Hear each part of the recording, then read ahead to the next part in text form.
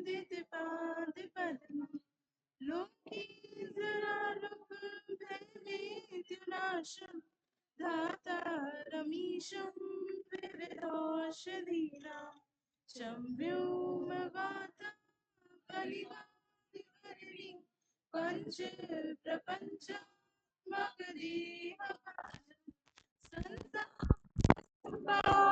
जराजरान्तं नमामि धन्वन्तरिमादिदेवम् नवीननीलमुदिकान्तं शान्तं हरिद्वादशमाख्यमूर्तिं मूर्तिं शतनाम सुमनोरथानां Namami धन्वन्तरिमादिदेवम्. Thank you, everyone. You can be seated.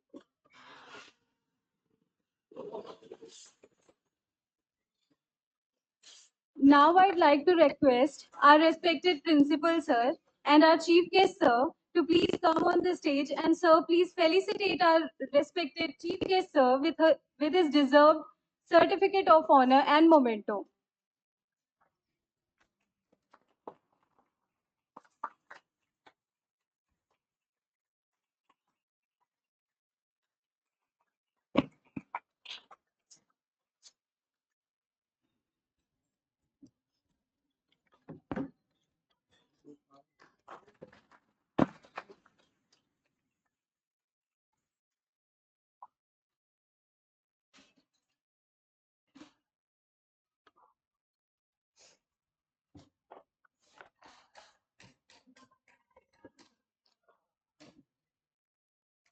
So today, it is our great honor to invite a luminary in the field of Ayurveda, a scholar, researcher, and educator par excellence.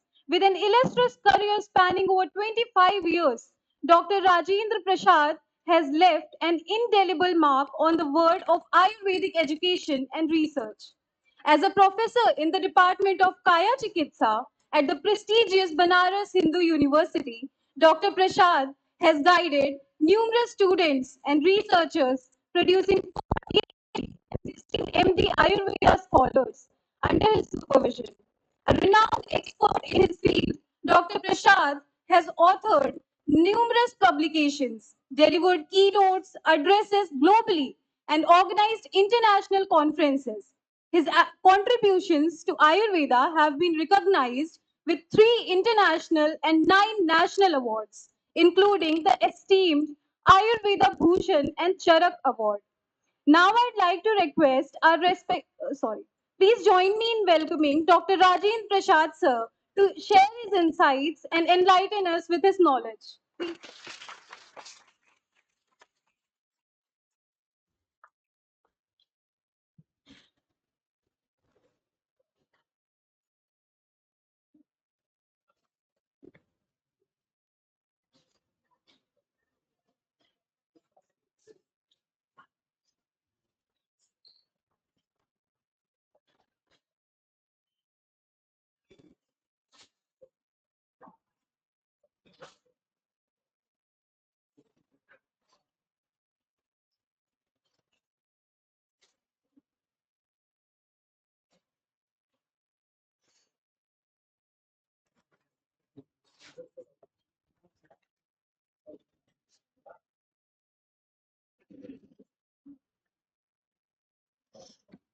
Good morning, everybody.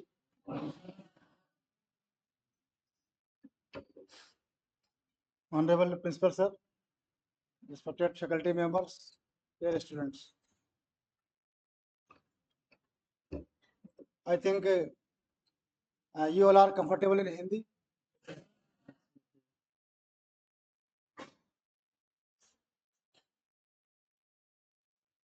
You entered here to study BMS. Many times the question arises, why BMS? why only BMS और why may be BMS? कई बार लोगों का सपना होता है, इरादा कुछ और है, करना है मेडिकल है, करना है MBBS है, सिलेक्शन नहीं हो पा रहा तो BMS कर लेते हैं। कुछ लोगों की चॉइस होती है कि नहीं BMS ही करना है। Actually, regarding all the things, scenario changes every year, or you can say every 10 years. In the field of education, in the field of qualifications, eligibility, employment, scenario is changing day by day. आज से 10 साल पहले कुछ था, 20 साल पहले कुछ था, 30 साल पहले कुछ और था, तो कुछ भी फिक्स नहीं है। In this world, nothing is absolute. Everything is changing. Especially the education or the qualification, you can say it is a dynamic process. Every day, the vision, the thoughts, ideas, approach, everything is changing depending on the requirement and the demand in society. Similarly, medical के लिए भी है। I think आज से before 30 years, I can say approximate 30 years, BTech education was very popular, we can say very important. कोई BA BSc को पूछता नहीं था, अरे BSc करके क्या करोगे, BCom करके क्या करोगे, बीटेक कर लो, बीटेक बहुत बड़ी डिग्री है, बीटेक करने के बाद ये नौकरी मिलेगी, वो नौकरी मिलेगी, सो मेनी थिंग्स। आज से 20 साल पहले, 25 साल पहले MBA की बहुत इंपॉर्टेंस थी। MBA कर लो, बहुत अच्छी जॉब मिल जाएगा, बहुत कुछ हो जाएगा। कॉलेज कम थे, सीट होती थी लिमिटेड, सीट्स भर जाती थी, ऑक्यूपाई हो जाती थी तुरंत। उसके बाद क्या हुआ, government college, then private institute, और प्राइवेट इंस्टीट्यूट भी बिल्कुल लाइक कुकुरमुत्ता बहुत सारे हो गए दुनिया भर के कॉलेज, जहाँ पर बस एडमिशन करना था, पढ़ाई है नहीं है, जॉब की तो बात छोड़ दीजिए। मॉडर्न मेडिसिन में भी कोई ऐसी थेरेपी नहीं है जो कि इम्यूनिटी को बढ़ा दे। कुछ मेडिसिन है जो मॉडर्न वाले इस्तेमाल करते हैं, एलोपैथ में यूज होती है, लेकिन वो भी medicine herbal origin, herbal source से ही बनी है ना। एक बहुत कॉमन नाम अभी बीच में आया था ड्यूरिंग कोविड-19, गुडुचि गिलोय, लोग गुड़ची घोल के पी रहे थे इसमें। तो गुडुचि से एक केमिकल निकलता है टीनोकोडिन, गुडुचि हर्ब है, उससे टीनोकोडिन एक हर्ब निकल एल्कलॉइड निकलता है, एक केमिकल निकलता है। तो टीनोकोडिन से एक एलोपैथ वालों ने दवा बनाई थी, और आई थिंक वो कम से कम बनी है 25 से 30 साल पहले। वो नाम से आती है इम्यूमॉड, इम्यूमॉड नाम से एक मेडिसिन आती है जो काफी 25 साल पहले से आ रही है, और it is made up from giloy, guduchi, guduchi से निकलता है टीनोकोडिन, और टीनोकोडिन उसके अंदर पड़ा होता है, वो मेडिसिन थी। अभी ड्यूरिंग वायरल इन्फेक्शन आपने सुना होगा कि लोगों के प्लेटलेट्स कम हो जा रहे थे। आप लोग साइंस के स्टूडेंट सब हैं, सब जानते होंगे, प्लेटलेट कम हो जा रहे थे। प्लेटलेट कम हो जाने से क्या होता है, कोई व्यक्ति मरता नहीं है उससे। प्लेटलेट कम होने से कोई मरता नहीं है। मरता कब है, तो प्लेटलेट कम हो, प्लेटलेट का मुख्य रोल क्या होता है, ब्लड को कोगुलेट करने में। ब्लीडिंग कहीं हो रही है तो क्लॉट या क्लॉटिंग, कोएगुलेशन तब होगा जब प्लेटलेट नॉर्मल होंगे। तो जिस व्यक्ति के अंदर प्लेटलेट कम हो गए किसी कारण से, अगर उसको ब्लीडिंग हो गई तो ब्लीडिंग चेक नहीं हो पाएगी, बंद नहीं हो पाएगी, उस ब्लड की कमी की वजह से व्यक्ति मरेगा। प्लेटलेट कम होने की वजह से कोई नहीं मरता।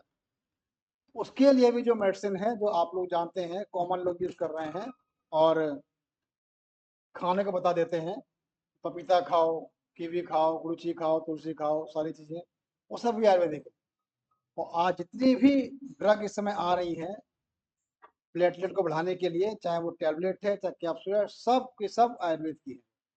सब के सब पपीता, कीवी, तुलसी, नीम, मंजिष्ठा, उनसे बनी हुई है। एक से एक महंगे कैप्सूल आपको आ रहे हैं। Simple anti viral drug, viral infection बहुत फैलता है, बार बार जब देते हैं मौसम बदला है, जाड़े से गर्मी, गर्मी से बरसात, बरसात से ठंड, जब भी मौसम बदलता है वायरल चल रहा है, वायरल चल रहा है, वायरल चल रहा है। कॉमन वायरल के लिए भी मॉडर्न में कोई मेडिसिन नहीं है। वो भी जो भी मेडिसिन है आयुर्वेद में ही मेडिसिन है, कुछ प्रूव्ड हैं, कुछ अंडर ट्रायल हैं। वो ड्रग ही ड्यूरिंग कोविड काफ़ी ड्रग दी गई थी, हम लोगों ने खिलाई थी मरीजों को। कॉमन वायरल में देते हैं। हेपेटाइटिस, आप जानते हैं वायरस इन्फेक्शन होता है, हेपेटाइटिस बी, हेपेटाइटिस सी, बहुत कॉमन सी चीज़ है। बहुत लोग घर में बहुत से लोग पॉजिटिव भी होते हैं हेपेटाइटिस बी इन्फेक्शन से, जो वो सारे हैं। तो मतलब वो सारी चीज़ें, बहुत से ऐसे एग्जाम्पल हैं कि जो कि आयुर्वेद में ही है। हाँ, दो चीज़ें हैं। एक चीज़ एंटी बैक्टीरियल, एंटीबायोटिक्स मारने के लिए मॉडर्न मेडिसिन में ही है कारगर, वो आयुर्वेद में बहुत ज़्यादा नहीं है, या आप बोले न के बराबर है। एक एंटीबायोटिक जो कि मॉडर्न की एक स्पेशलिटी है। दूसरा, प्रिमिटिव से लेकर के एडवांस सर्जरी, एडवांस सर्जरी भी मॉडर्न में ही है। आयुर्वेद में सर्जरी है, इतना एडवांस नहीं है। और number 3, emergency management, emergency management भी मॉडर्न मेडिसिन में है। दो चीज़ें हैं, लेकिन ये तीनों चीज़ें मैं आपको बता दूं कि चाहे वो एंटीबायोटिक है, या वो एडवांस सर्जरी है, या इमरजेंसी मैनेजमेंट है, कोई भी डॉक्टर इन तीनों चीज़ों को अपने हाथ से नहीं करता। एक जमाना था जब हाथ से करते थे, इस समय कैसे करते हैं? इक्विपमेंट्स करते हैं, मशीनों से करते हैं। एंटीबायोटिक क्या है? केमिकल्स हैं। कोई भी एंटीबायोटिक, कोई भी केमिकल किसी डॉक्टर ने आज तक उसको इजाद नहीं किया है। सब कौन करते हैं? इंजीनियर्स करते हैं। जो इंजीनियर्स में, इंजीनियरिंग में एक सब्जेक्ट होता है फार्मास्यूटिकल इंजीनियरिंग। तो फार्मास्यूटिकल इंजीनियरिंग, केमिकल इंजीनियरिंग, ये लोग ही एंटीबायोटिक्स का, केमिकल्स का, मॉलिक्यूल्स को रिसर्च करते हैं। तो वो भी किसी मॉडर्न मेडिसिन की, डॉक्टर की वो जायदाद प्रॉपर्टी नहीं है। सर्जरी करते हैं आजकल। लेटेस्ट सर्जरी कौन सी चल रही है? लेटेस्ट सर्जरी टेक्निक क्या है? नहीं, रोबोटिक। लेटेस्ट एडवांसमेंट है रोबोटिक सर्जरी। रोबोट, जो हम लोग हाथ पैर, हमारी उंगली नहीं काम करती हैं, वहाँ रोबोट काम करता है। रोबोट के उसके जो प्रोब पहुंच जाते हैं। तो latest technique surgery robotic surgery. Laser आपने बोला है, लेजर भी है। ये सब किसने इजाद किया? Not a doctor, all are discovered by engineers. Robotic engineers होते हैं, सर इंजीनियर होते हैं। इमरजेंसी मेडिकेशन, इमरजेंसी में दवाएं दी जा रही हैं, तो वो इंजीनियरिंग, इंजीनियरिंग की हैं। इंस्ट्रूमेंट यूज कर रहे हैं क्या? वेंटिलेटर्स, वो क्या है? इंजीनियरिंग है। डिफाइब्रिलेटर इंजीनियरिंग है। बाईपैप सीपैप मशीन इंजीनियरिंग है। ऑक्सीजन इनहेलेशन इंजीनियरिंग है। इवन ड्रिप चलती है, वो एवरीथिंग इज इंजीनियरिंग। तो टोटल वहाँ जो तीन चीजें बताई मैंने आपको, तीनों चीजें कौन कर रहे हैं? इंजीनियर्स। डॉक्टर्स उसको बस यूज कर रहे हैं, but not a single thing has been discovered by any doctor. तो इसलिए आप लोगों को कोई भी एशेम होने की, एम्ब्रेस होने की कोई जरूरत नहीं है। वो भी डॉक्टर है, आप भी डॉक्टर हैं। इन सब चीजों को आप भी सीखिए, और सीख करके आप भी कर सकते हैं उन सब चीजों। कोई भी टेक्नोलॉजी, अल्टीमेट जो तीनों चीज बताई मैंने, तीनों चीजें क्या है? These are the technology, latest technology. और टेक्नोलॉजी रेफर्स टू इंजीनियर्स, उनकी वो प्रॉपर्टी राइट है। वो जिसको कहेंगे वो यूज कर सकते हैं। जो उसको सीखेगा वो यूज कर लेगा, ट्रेनिंग करेगा, उसको सीख लेगा। तो आप लोग भी ट्रेनिंग करिए। अल्ट्रासाउंड कराते हैं, अल्ट्रासाउंड मशीन है, एक्सरे मशीन है, एवरीथिंग इज इंजीनियरिंग। आप भी सीखिए, आप भी काम करिए। आज ही मुझे बता रहे थे, आपके फैकल्टी बता रहे थे कि इस साल जो यहाँ पर आप लोग एडमिशन हुए हैं, MBBS भी स्टार्ट हो गया है। आई थिंक वहाँ पर 541 जो मार्क्स थे उस बच्चे ने एडमिशन लिया है, और आप लोगों में 540 ने लिया है। ओनली 1 मार्क्स का अंतर है। तो ऐसा नहीं कि 1 मार्क्स के अंतर पर बहुत जमीन आसमान का अंतर आ जाता है, केवल 1 नंबर की बात है। तो आप ये मत सोचिए कि आप उससे बहुत ही, आप जो है इनकेपेबल हैं, बहुत ही आप जो है क्या बोलते हैं, लो मेरिट हैं। Nothing like that. You are equal, 100% you are equal. It was a chance of luck, destiny, कि आपका 1 नंबर कम आया, उनका 1 नंबर ज़्यादा आया। बट यू एंटर्ड ईयर, बहुत सारे आपके पास स्कोप हैं, उन स्कोप को आप आगे यूज करिए। मेरे बारे में बताया इन्होंने, बायोडाटा पढ़ा, मेरा शॉर्ट बायोडाटा। मैं भी आपकी तरह स्टूडेंट था, मैंने भी सोचा था कि सीपीएमटी, उस समय एग्जाम होता था सीपीएमटी इन 80s, 1980 के आसपास जो है एग्जाम था सीपीएमटी, यूपी में होता था, combined pre medical test. Combined test था, उसी से एमबीबीएस, बीएमएस, बीएचएमएस सब उसी से सेलेक्ट होती थी। तो जो है, तो जो उसकी हाई मेरिट आती थी वो उधर चले जाते थे, जो कम मेरिट वाले नीचे आते थे, डिपेंडिंग ऑन देयर चॉइस, क्योंकि एमबीबीएस के बाद क्या चॉइस है। तो मैंने बीएमएस किया था, उस समय उत्तराखंड और यूपी एक साथ थे। I did BMS from Haridwar, Rishikul government college है, आप लोग शायद कुछ लोग जानते होंगे, वहां से किया था मैंने। उसके बाद मैंने एमडी किया था बीएचयू से। बीएचयू में बहुत सारी चीज़ आप जानते होंगे। बीएचयू में जो आयुर्वेद की जो हॉस्पिटल है, ये हॉस्पिटल कंबाइंड हॉस्पिटल है, ये लिखा है ना IMS, it is institute of medical sciences. तो ये कॉमन इंस्टीट्यूट है। तो एक इंस्टीट्यूट के अंदर ही 3 फैकल्टी हैं, मॉडर्न फैकल्टी, आयुर्वेद फैकल्टी और डेंटल फैकल्टी। कंबाइंड इनका डायरेक्टर एक ही होता है, सारे सिस्टम इसके एक हैं, अलग अलग फैकल्टी है, पढ़ाने वाले अलग अलग पढ़ाते हैं। Everything is equal. Salary structure, चाहे आप एमडी करें तो, टीचिंग करें तो, सीनियर रेजिडेंट हो तो, हर पोस्ट में हर आपकी जो है रिस्पॉन्सिबिलिटी में सैलरी स्ट्रक्चर वहाँ सेम है। तो सिंपल गवर्नमेंट कॉलेज से मैंने बीएमएस किया था, लेकिन मेहनत की, सिलेक्शन हुआ तो मैं वहाँ पहुँच गया। वहाँ पहुँचने के बाद मैंने कुछ काम किया, फिर मैंने पीएचडी भी की, पीएचडी किया। इन द मीन टाइम एक सेंट्रल गवर्नमेंट का होता है इंस्टीट्यूट, सीसीआरएस आज भी है, central council for research in Ayurveda and सिद्धा, आयुर्वेद साइंसेज, पहले सिद्धा एक साथ था वो दिल्ली में है। वहाँ मैंने जॉब किया था सेंट्रल गवर्नमेंट का 2 साल करीब। उसके बाद मुझे इंटरेस्ट था टीचिंग में, तो बरेली गवर्नमेंट आयुर्वेदिक कॉलेज में चला गया टीचिंग के लिए, 11-12 साल मेरे वहाँ रहा। उसके बाद बीएचयू में पोस्ट मुझे मिली, वहाँ मैंने ज्वाइन कर लिया। आयुर्वेद फर्टिलिटी के लिए बनारस हिंदू यूनिवर्सिटी में अगर आप जॉब करते हैं तो the best, all over India में उससे बेस्ट कोई संस्थान इंस्टीट्यूट नहीं हो सकता, स्पेशली फॉर आयुर्वेदा। वहाँ पर जो भी आपको एमोलमेंट्स मिलते हैं, salary structure highest in India है, कोई वहाँ ट्रांसफर नहीं होता है, life long you can stay there. Budget की, ग्रांट की कोई कमी नहीं है, आप कुछ भी रिसर्च करिए। बाहर जाना हो, अब्रॉड जाना हो, हम लोग जाते हैं 2 साल में एक बार अब्रॉड, इंडिया में, वर्ल्ड में कहीं पर भी आपको कॉन्फ्रेंस करने के लिए फुल फंडिंग वहाँ से मिलती है। नॉट ओनली टीचर्स, जो स्टूडेंट्स वहाँ एमडी करते हैं उनको भी फंडिंग मिलती है। आप रिसर्च करना चाहते हैं, बहुत सारे ग्रांट आती हैं, आप रिसर्च कर सकते हैं। सबसे अच्छी बात है कि बनारस यूनिवर्सिटी एकमात्र ऐसी यूनिवर्सिटी है जहां पर कि इंटर डिसिप्लिनरी रिसर्च होती है।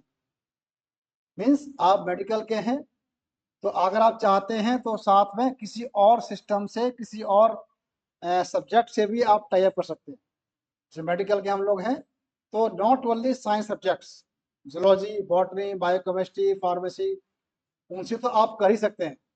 अगर आपकी इच्छा है तो नॉन मेडिकल वाले सब्जेक्ट हैं, when Sanskrit, sociology, political science, yoga, home science, physical education, उनसे भी आप अपना टाई अप करके आप रिसर्च कर सकते हैं। तो it is a only one university जहाँ पर के इंटर डिसिप्लिनरी वर्क होते हैं और वो अलाउड है। हम लोग बहुत सारे स्टूडेंट को पीएचडी कराते हैं जो कि नॉन मेडिकल में हैं, वो एमए योगा है, MA physical, MSc physical education है, या एमए होम साइंस है, क्योंकि सबका इंटरलेशन है। एक होम साइंस से स्टूडेंट जो करती है, एमए करके आई होगी, होम साइंस का आयुर्वेद से बहुत सीधा संबंध है। तो वहाँ बताते हैं क्या खाना चाहिए, क्या नहीं खाना चाहिए, पथ्य अपथ्य, डाइटरी। आप जानते हैं मेडिकल में बीमारी में क्या बोलते हैं हम लोग, दवा खाओ, उसके बाद डूज एंड डोंट्स, ये करिए ये मत करिए, खाने में ये खाना ये नहीं खाना, ये खाना ये नहीं खाना। बहुत सारी बीमारियाँ खाने पीने से भी ठीक हो जाती हैं। तो वो चीज़ें होम साइंस वाले, डाइटिशियन वाले वो अच्छी चीज़ें बता देते हैं। तो आगे जब पढ़ेंगे आप आयुर्वेद तो आपको मालूम पड़ेगा कि इस तरह से सबका अपना अपना संबंध है। इवन सोशियोलॉजी, आप सोचेंगे सोशियोलॉजी क्या मतलब, सोशियोलॉजी सोशल साइंस। आयुर्वेद हम जानते हैं, हम करते हैं आयुर्वेद, फायदा करता है, इसके ये फायदे हैं, इसका ये इस्तेमाल है, ये हम जानते हैं। अगर हम उस चीज़ को समाज में, सोसाइटी में नहीं बताएंगे तो हमारे जानने से क्या फायदा है। जब हमारा और सोशियोलॉजी के जो पर्सन होते हैं उनका जब टाई अप होता है तो वो लोग इस बात को सीखते हैं और जाके समाज में उसको प्रसारित करते हैं। मीन्स हर चीज़ की इम्पोर्टेंस है, आप उसको सही तरह से करिए तो हर जगह उसकी अहमियत होती है। तो मेरा मतलब इस तरह बहुत सारे एग्जाम्पल हैं, जयपुर में इंस्टीट्यूट है, दिल्ली में है, आपको कोई कमी नहीं है। आप काम करें, मेहनत करें, पढ़ाई करें और आपके लिए ऊपर कहते हैं ना, स्काई इज द लिमिट, करते रहिए, कोई लिमिट आपकी नहीं है। जितना आप काम करेंगे, जितना मेहनत करेंगे, उतना आपको फल मिलेगा। लेकिन ऑनेस्टी हर जगह जरूरी है। कोई भी काम करें, घर में झाड़ू पोछा लगाती है काम वाली, वही ईमानदारी से काम नहीं करेगी तो उसको बेकार हो जाएगा। अपने काम के साथ ईमानदारी बहुत जरूरी होती है। ईमानदारी बरतिए, ऑनेस्टी बरतिए, तो आपके लिए स्कोप की कोई कमी नहीं रहेगी। यह हम लोग बात कर रहे हैं स्कोप की, आपके जो है टीसी वाले प्रोग्राम में बहुत सारे टॉपिक रखे हैं, बहुत सारे थीम रखे हुए हैं। तो मुझे जो थीम दी हुई है ये गोल के बारे में, गोल सेटिंग। क्या आपको गोल बनाना है, आपका उद्देश्य क्या है, क्या करना चाहते हैं आप। तो बहुत सारी बातें बताई मैंने आपको मेडिकल के बारे में, बीएमएस के बारे में। लेकिन एक बात और समझ लीजिए, एक इसका एस्पेक्ट और भी है कि बीएमएस में आने के बाद आपके और सारे जो गोल और सारे जो स्कोप है वो खत्म नहीं हो जाता है। अदर देन मेडिकल आप और भी कुछ कर सकते हैं, नॉट नेसेसरी कि आप यही करें। बहुत से बच्चे मैंने कहा विलिंगली आते हैं, बहुत से अनविलिंगली आते हैं। मेडिकल में बीएमएस पे आ गए, बच्चों की आपकी इच्छा नहीं थी, आपके पेरेंट्स ने कहा, आपके एल्डर्स ने कहा नहीं डॉक्टर बन जाओ, डॉक्टर बन जाओ, तो आप आ गए। जो भी है, हो सकता है कि कुछ लोगों की इच्छा कुछ और रही हो कि मैं पीसीएस कर लूँ, मैं आईएएस कर लूँ, है ना, बहुत सारे गवर्नमेंट जॉब होते हैं वो कर लें। लेकिन जो भी आप जानते हैं, most of the government job जो रेपुटेड हैं, उन सब के लिए क्या जरूरी है, आपका ग्रेजुएट होना जरूरी है। क्योंकि इंटरमीडिएट पास के बाद बहुत अच्छे जॉब नहीं मिलते हैं। जो भी जॉब है उनमें आपको ग्रेजुएट होना जरूरी है। तो पहले हम लोग के समय बहुत सारे बच्चे थे, स्टूडेंट साथ के थे, उस समय एक कंसेप्ट था कि कुछ भी करना बाद में, कोई भी प्रोफेशनल डिग्री बाद में करना, पहले क्या होता है बीए बीएड तो पास कर लो, ग्रेजुएट तो हो जाए, पहले एक कंसेप्ट था। तो बहुत सारे स्टूडेंट बीएमएस करने के लिए भी बीएससी करने के बाद आते थे। आज ऐसा नहीं है, आज बहुत कम लोग ऐसे हैं कि जो बीएससी करने के बाद आते हैं। आप में ऐसा कोई है जो ग्रेजुएट पास करके आया है? किसी ने बीए बीएससी किया हो? आपने किया? दो तीन लोग हैं बस केवल। Otherwise most of the students होते हैं 12th के बाद कोचिंग करते हैं, अपने पढ़ने के बाद आकर सिलेक्ट हो जाते हैं और बीएमएस कर लेते हैं। तो जो आपकी ग्रेजुएट वाली बात है कि आपको ग्रेजुएट होना जरूरी है, उसके लिए आपने बीए बीएससी नहीं किया तो आप अगर बीएमएस कर लेंगे तो आप ग्रेजुएट हो जाएंगे, ये निश्चित है। We will be graduate. और ग्रेजुएट होने के बाद वो जरूरी कि आप डॉक्टर बनिए। बहुत सारे देखे हमने कि आईएएस हैं, पीसीएस हैं, बैंकर्स हैं, हमारे कलीग जो बीएमएस किया, साथ में उन्होंने तैयारी की, पीसीएस तैयारी की, आईएएस तैयारी की, और now they are IAS, they are PCS, they are bankers. तो जहां आपको एसेंशियल क्वालिफिकेशन ग्रेजुएशन जरूरी है, वो आपका हो जाएगा बीएमएस करने के बाद। आपकी इच्छा है तो ये कंटिन्यू एज डॉक्टर, आपको नहीं इच्छा है, कुछ और बनना था या कुछ और बनना है, तो you can proceed in that direction, तो वो काम आप कर सकते हैं। क्योंकि ग्रेजुएट मैंने बताया आपको जरूरी है, आप सिविल सर्विस में जाएं, कंपटीशन जो भी उसके होते हैं उसके लिए ग्रेजुएशन का जरूरी होता है, वो करना है आपको, तो वो आपका यहाँ पर हो जाएगा। मैनेजमेंट स्टडी के लिए किसी को मैनेजर बनना है तो वो कर सकते हैं। और एक बात और समझ लीजिए, अगर आपने मेडिकल किया है उसके बाद अगर आप आईएएस पीसीएस बनते हैं या आप एमबीए करते हैं तो ये आपके लिए बहुत ही अच्छा प्लस पॉइंट होता है। क्योंकि जो एमबीए है या आईएएस पीसीएस है, ये एक कॉमन डेजिग्नेशन है, कॉमन जॉब है। लेकिन आईएएस करने के बाद एक कॉमनेस्ट पोस्ट क्या होती है, सबसे इच्छा किसकी क्या बनने को होती है? डीएम, जिलाधिकारी, है ना। लेकिन सब के सब जिलाधिकारी नहीं बन जाते, कुछ उससे पहले और कुछ और बनते हैं, कुछ उसके बाद बनते हैं, किसी को एज ए पनिशमेंट बना दिया जाता है, जो कुछ भी है। तो वो लोग बहुत जगह के डायरेक्टर बनते हैं, बहुत सारे डिपार्टमेंट के डायरेक्टर बनते हैं, बहुत सारे डिपार्टमेंट के लोग सेक्रेटरी बनते हैं, ठीक है ना। तो जब आप सेक्रेटरी डायरेक्टर बनेंगे तो डायरेक्टर मेडिकल का भी होता है, उत्तर प्रदेश में DGME, director general medical education, DG health, director general health, वो सब आईएएस हैं, आईएएस बनते हैं वो। लेकिन अगर आईएएस बने हैं और साथ में आपने मेडिकल भी डिग्री की हुई है तो आपको उस डिपार्टमेंट की जानकारी ज्यादा अच्छी है, you will be preferred more to get appointed in that department. Simultaneously आप काम भी अच्छा करेंगे बिकॉज यू हैव नॉलेज। हाँ, बीमारी होती है, बहुत सारे टर्म अभी सीखेंगे आप मेडिकल में ना, ये क्या टर्म होता है, ये डिजीज डायग्नोस करना है, इसका ट्रीटमेंट है, इसका टेस्ट है, ये दवा है, मैनेजमेंट है, बहुत सारी चीजें अभी आप सीखेंगे जो कि आपको ही पता है। एक दूसरा कैंडिडेट जो बीए पास करने के बाद आईएएस बना है उसको ये जानकारी नहीं है, पढ़ते वो भी हैं मेडिकल के बारे में, छोटी मोटी चीज पढ़ते हैं, कहाँ ये एंटीबायोटिक है, ये जो है कुछ मशीन है, ये कुछ दवा है ये एंटी एनाल्जे ये एनाल्जेसिक दवा है, कुछ बेसिक चीज जानते हैं वो लोग, पढ़ते हैं उसके बारे में। लेकिन आप जितना जानते हैं उससे बहुत कम लोग जानेंगे।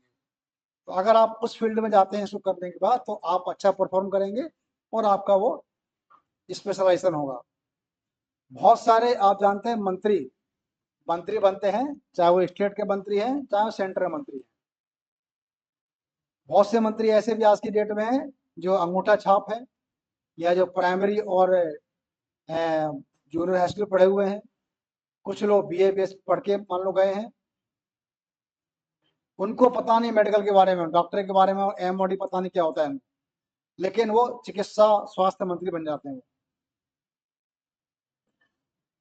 वो कैसे काम करते हैं उनको पता कुछ नहीं होता है, उनके जो सेक्रेटरी होते हैं वो बताते हैं उनको कि सर इसमें ये होना है, इसमें ये करिए, इसमें ये करिए।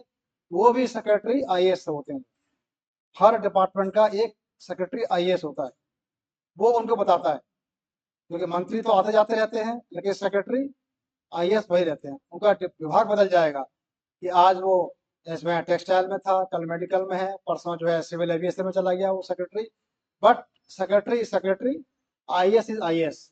मिनिस्टर आते हैं जाते हैं, सरकार बदलती है, but secretary IAS are they never changing, वो वही रहते हैं। तो वो उनको गाइड करते हैं, तो as a secretary as a IAS guide कर रहे हैं।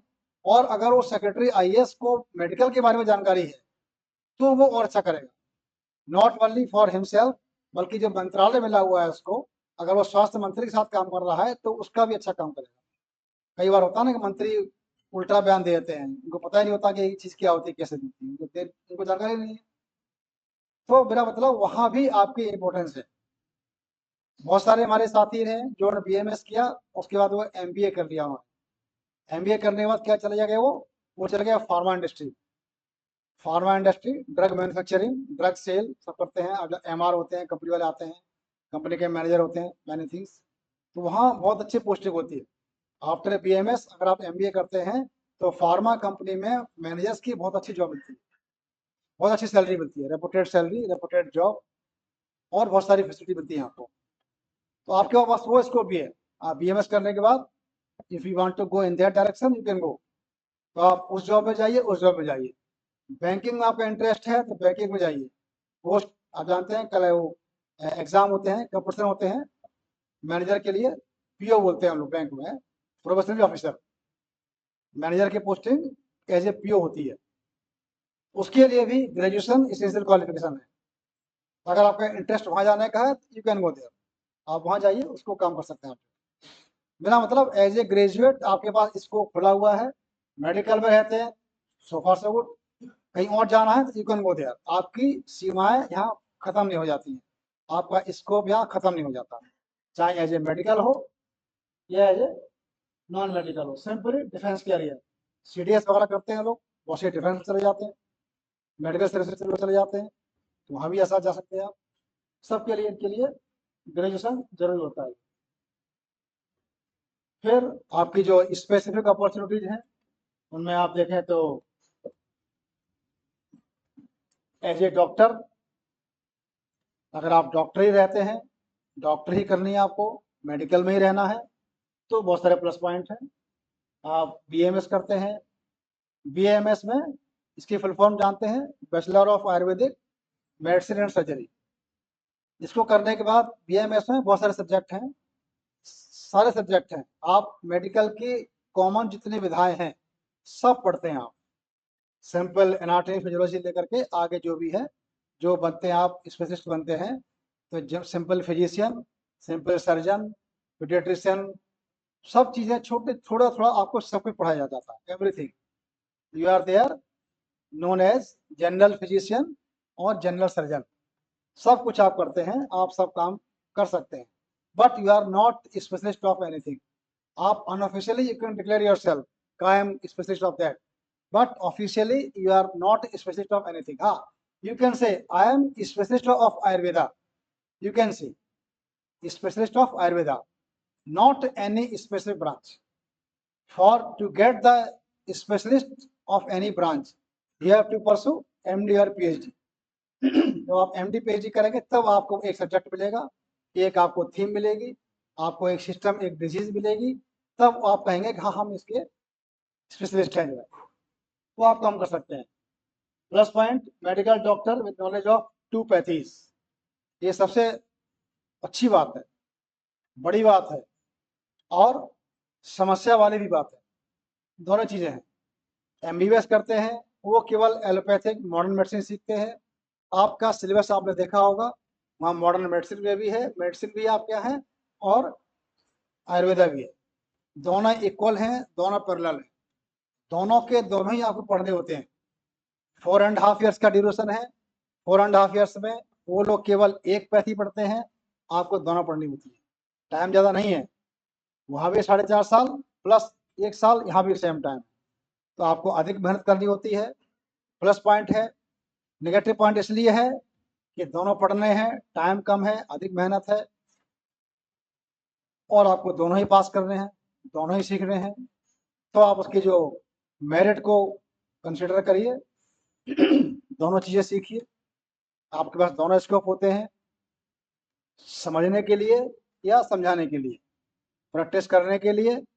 अब कई बार गवर्नमेंट के जो है रेस्ट्रिक्शन आ जाते हैं कि आयुर्वेदिक डॉक्टर एलोपैथिक प्रैक्टिस नहीं कर सकते, कई बार सुनने में आता है, लेकिन वो भी with certain limitation, with certain relaxation, total ban ही है, बैन है, लेकिन कुछ चीज़ों को आपको इस्तेमाल करने की आज़ादी है, आप यूज कर सकते हैं। बहुत सारे काम जैसे मैंने बताया इंजीनियर है, मैनेजर है, वो बहुत सारे ऐसे प्रोफेशन हैं जिनको व्यक्ति केवल औरों के लिए करता है, सोसाइटी समाज के लिए करता है। तो मेडिकल एक ऐसा सब्जेक्ट है जिसको व्यक्ति नॉट ओनली फॉर सोसाइटी बल्कि अपने लिए भी करता है, आप अपने लिए भी करते हैं। गवर्नमेंट ने बैन किया है कि आप किसी को एलोपैथ दवा मत दीजिए, लेकिन आपके घर में आपके माता पिता को, भाई बहन को, रिश्तेदार को दिक्कत हो रही है, तो आपको नॉलेज है मॉडर्न का, तो आप उसको दे सकते हैं, वहाँ देने में किसी ने मना नहीं किया आपको ना, बशर्ते आपको उसकी नॉलेज हो, आपको उसका एक्सपीरियंस हो, आप सीखिए, आप जानते हैं तो आप उसको यूज कर सकते हैं। ऐसा तो नहीं कि आपके घर में फादर हैं, कोई व्यक्ति है, उनको हार्ट अटैक पड़ा हुआ है ना, और आपको एक काम कर सकते थे, एक गोली आती है सॉर्बिट्रेट, जो जीभ के नीचे के चूसनी होती है, उसको चूसने से हार्ट अटैक तुरंत कंट्रोल होता है, एलोपैथिक मेडिसिन है, आपको अगर पता होगा तो आप तुरंत उसको दे दोगे, आप किसी बाहरी आदमी को नहीं देने जा रहे हो, या इससे पहले आप फादर को हॉस्पिटल में शिफ्ट करें या किसी डॉक्टर को बुलाएं, कुछ करें, आपके पास बहुत कम समय होता है, अगर आपको जानकारी है तो आप उसको कम से कम खिला दोगे, तो उनकी लाइफ सेव हो जाएगी। मेरा मतलब आपको स्कोप दिया हुआ है, आपकी टीचिंग होती है, आप पढ़िए, दोनों पैथी को पढ़िए, और आप लकी हैं कि दोनों पैथी को आप जानते हैं, सीखते हैं, ऐसा और डिग्री में नहीं होता है। इस डिग्री में यहाँ पर बीएमएस में एक चीज है, आपका पैरेलल सिलेबस है, उसको आप पढ़ें। फिर बताया मैंने स्पेशलिस्ट, आप एज ए बीएमएस बनेंगे सिंपल फिजिशियन और सर्जन, बीएमएस। बीएमएस के बाद आप जब एमडी करते हैं तब वहां पर आपका कैटेगराइजेशन होगा। एमडी करने के बाद आप फिजिशियन बनेंगे, एमएस करने के बाद आप बनेंगे सर्जन। उनमें अलग अलग स्पेशलाइजेशन है, अलग अलग सब्जेक्ट हैं, तो जैसा आप उसको करें उसको आप, आपकी चॉइस होती है। कई बार आपकी रैंकिंग की चॉइस होती है कि क्या आपकी मेरिट हुई है, आपको उसके अकॉर्डिंग मिलते हैं। As a specialist you can be gynaecologist, बोलते हैं ना, स्त्री रोग विशेषज्ञ, उसके लिए आपको डिग्री करनी है। पीडियाट्रिशियन, बच्चों के डॉक्टर बन सकते हैं आप। ऑटो लैरिंगोलॉजिस्ट, ईएनटी बोलते हैं, या डॉक्टर ईएनटी सर्जन है, ईएनटी स्पेशलिस्ट है।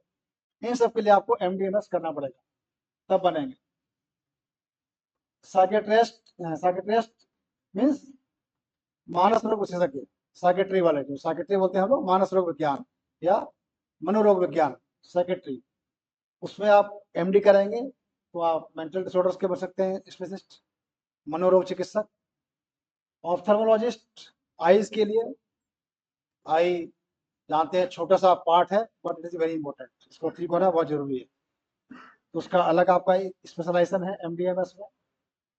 प्रोक्टोलॉजिस्ट, ये जो बीमारी होती है एनोरेक्टल वाली, कॉमन सुनते हैं हम लोग, पाइल्स, फिस्टुला, बवासीर, भगंदर, बहुत इंपॉर्टेंट डिजीज है, और आयुर्वेद में इनका बहुत अच्छा ट्रीटमेंट है, खासतौर पर सर्जरी में।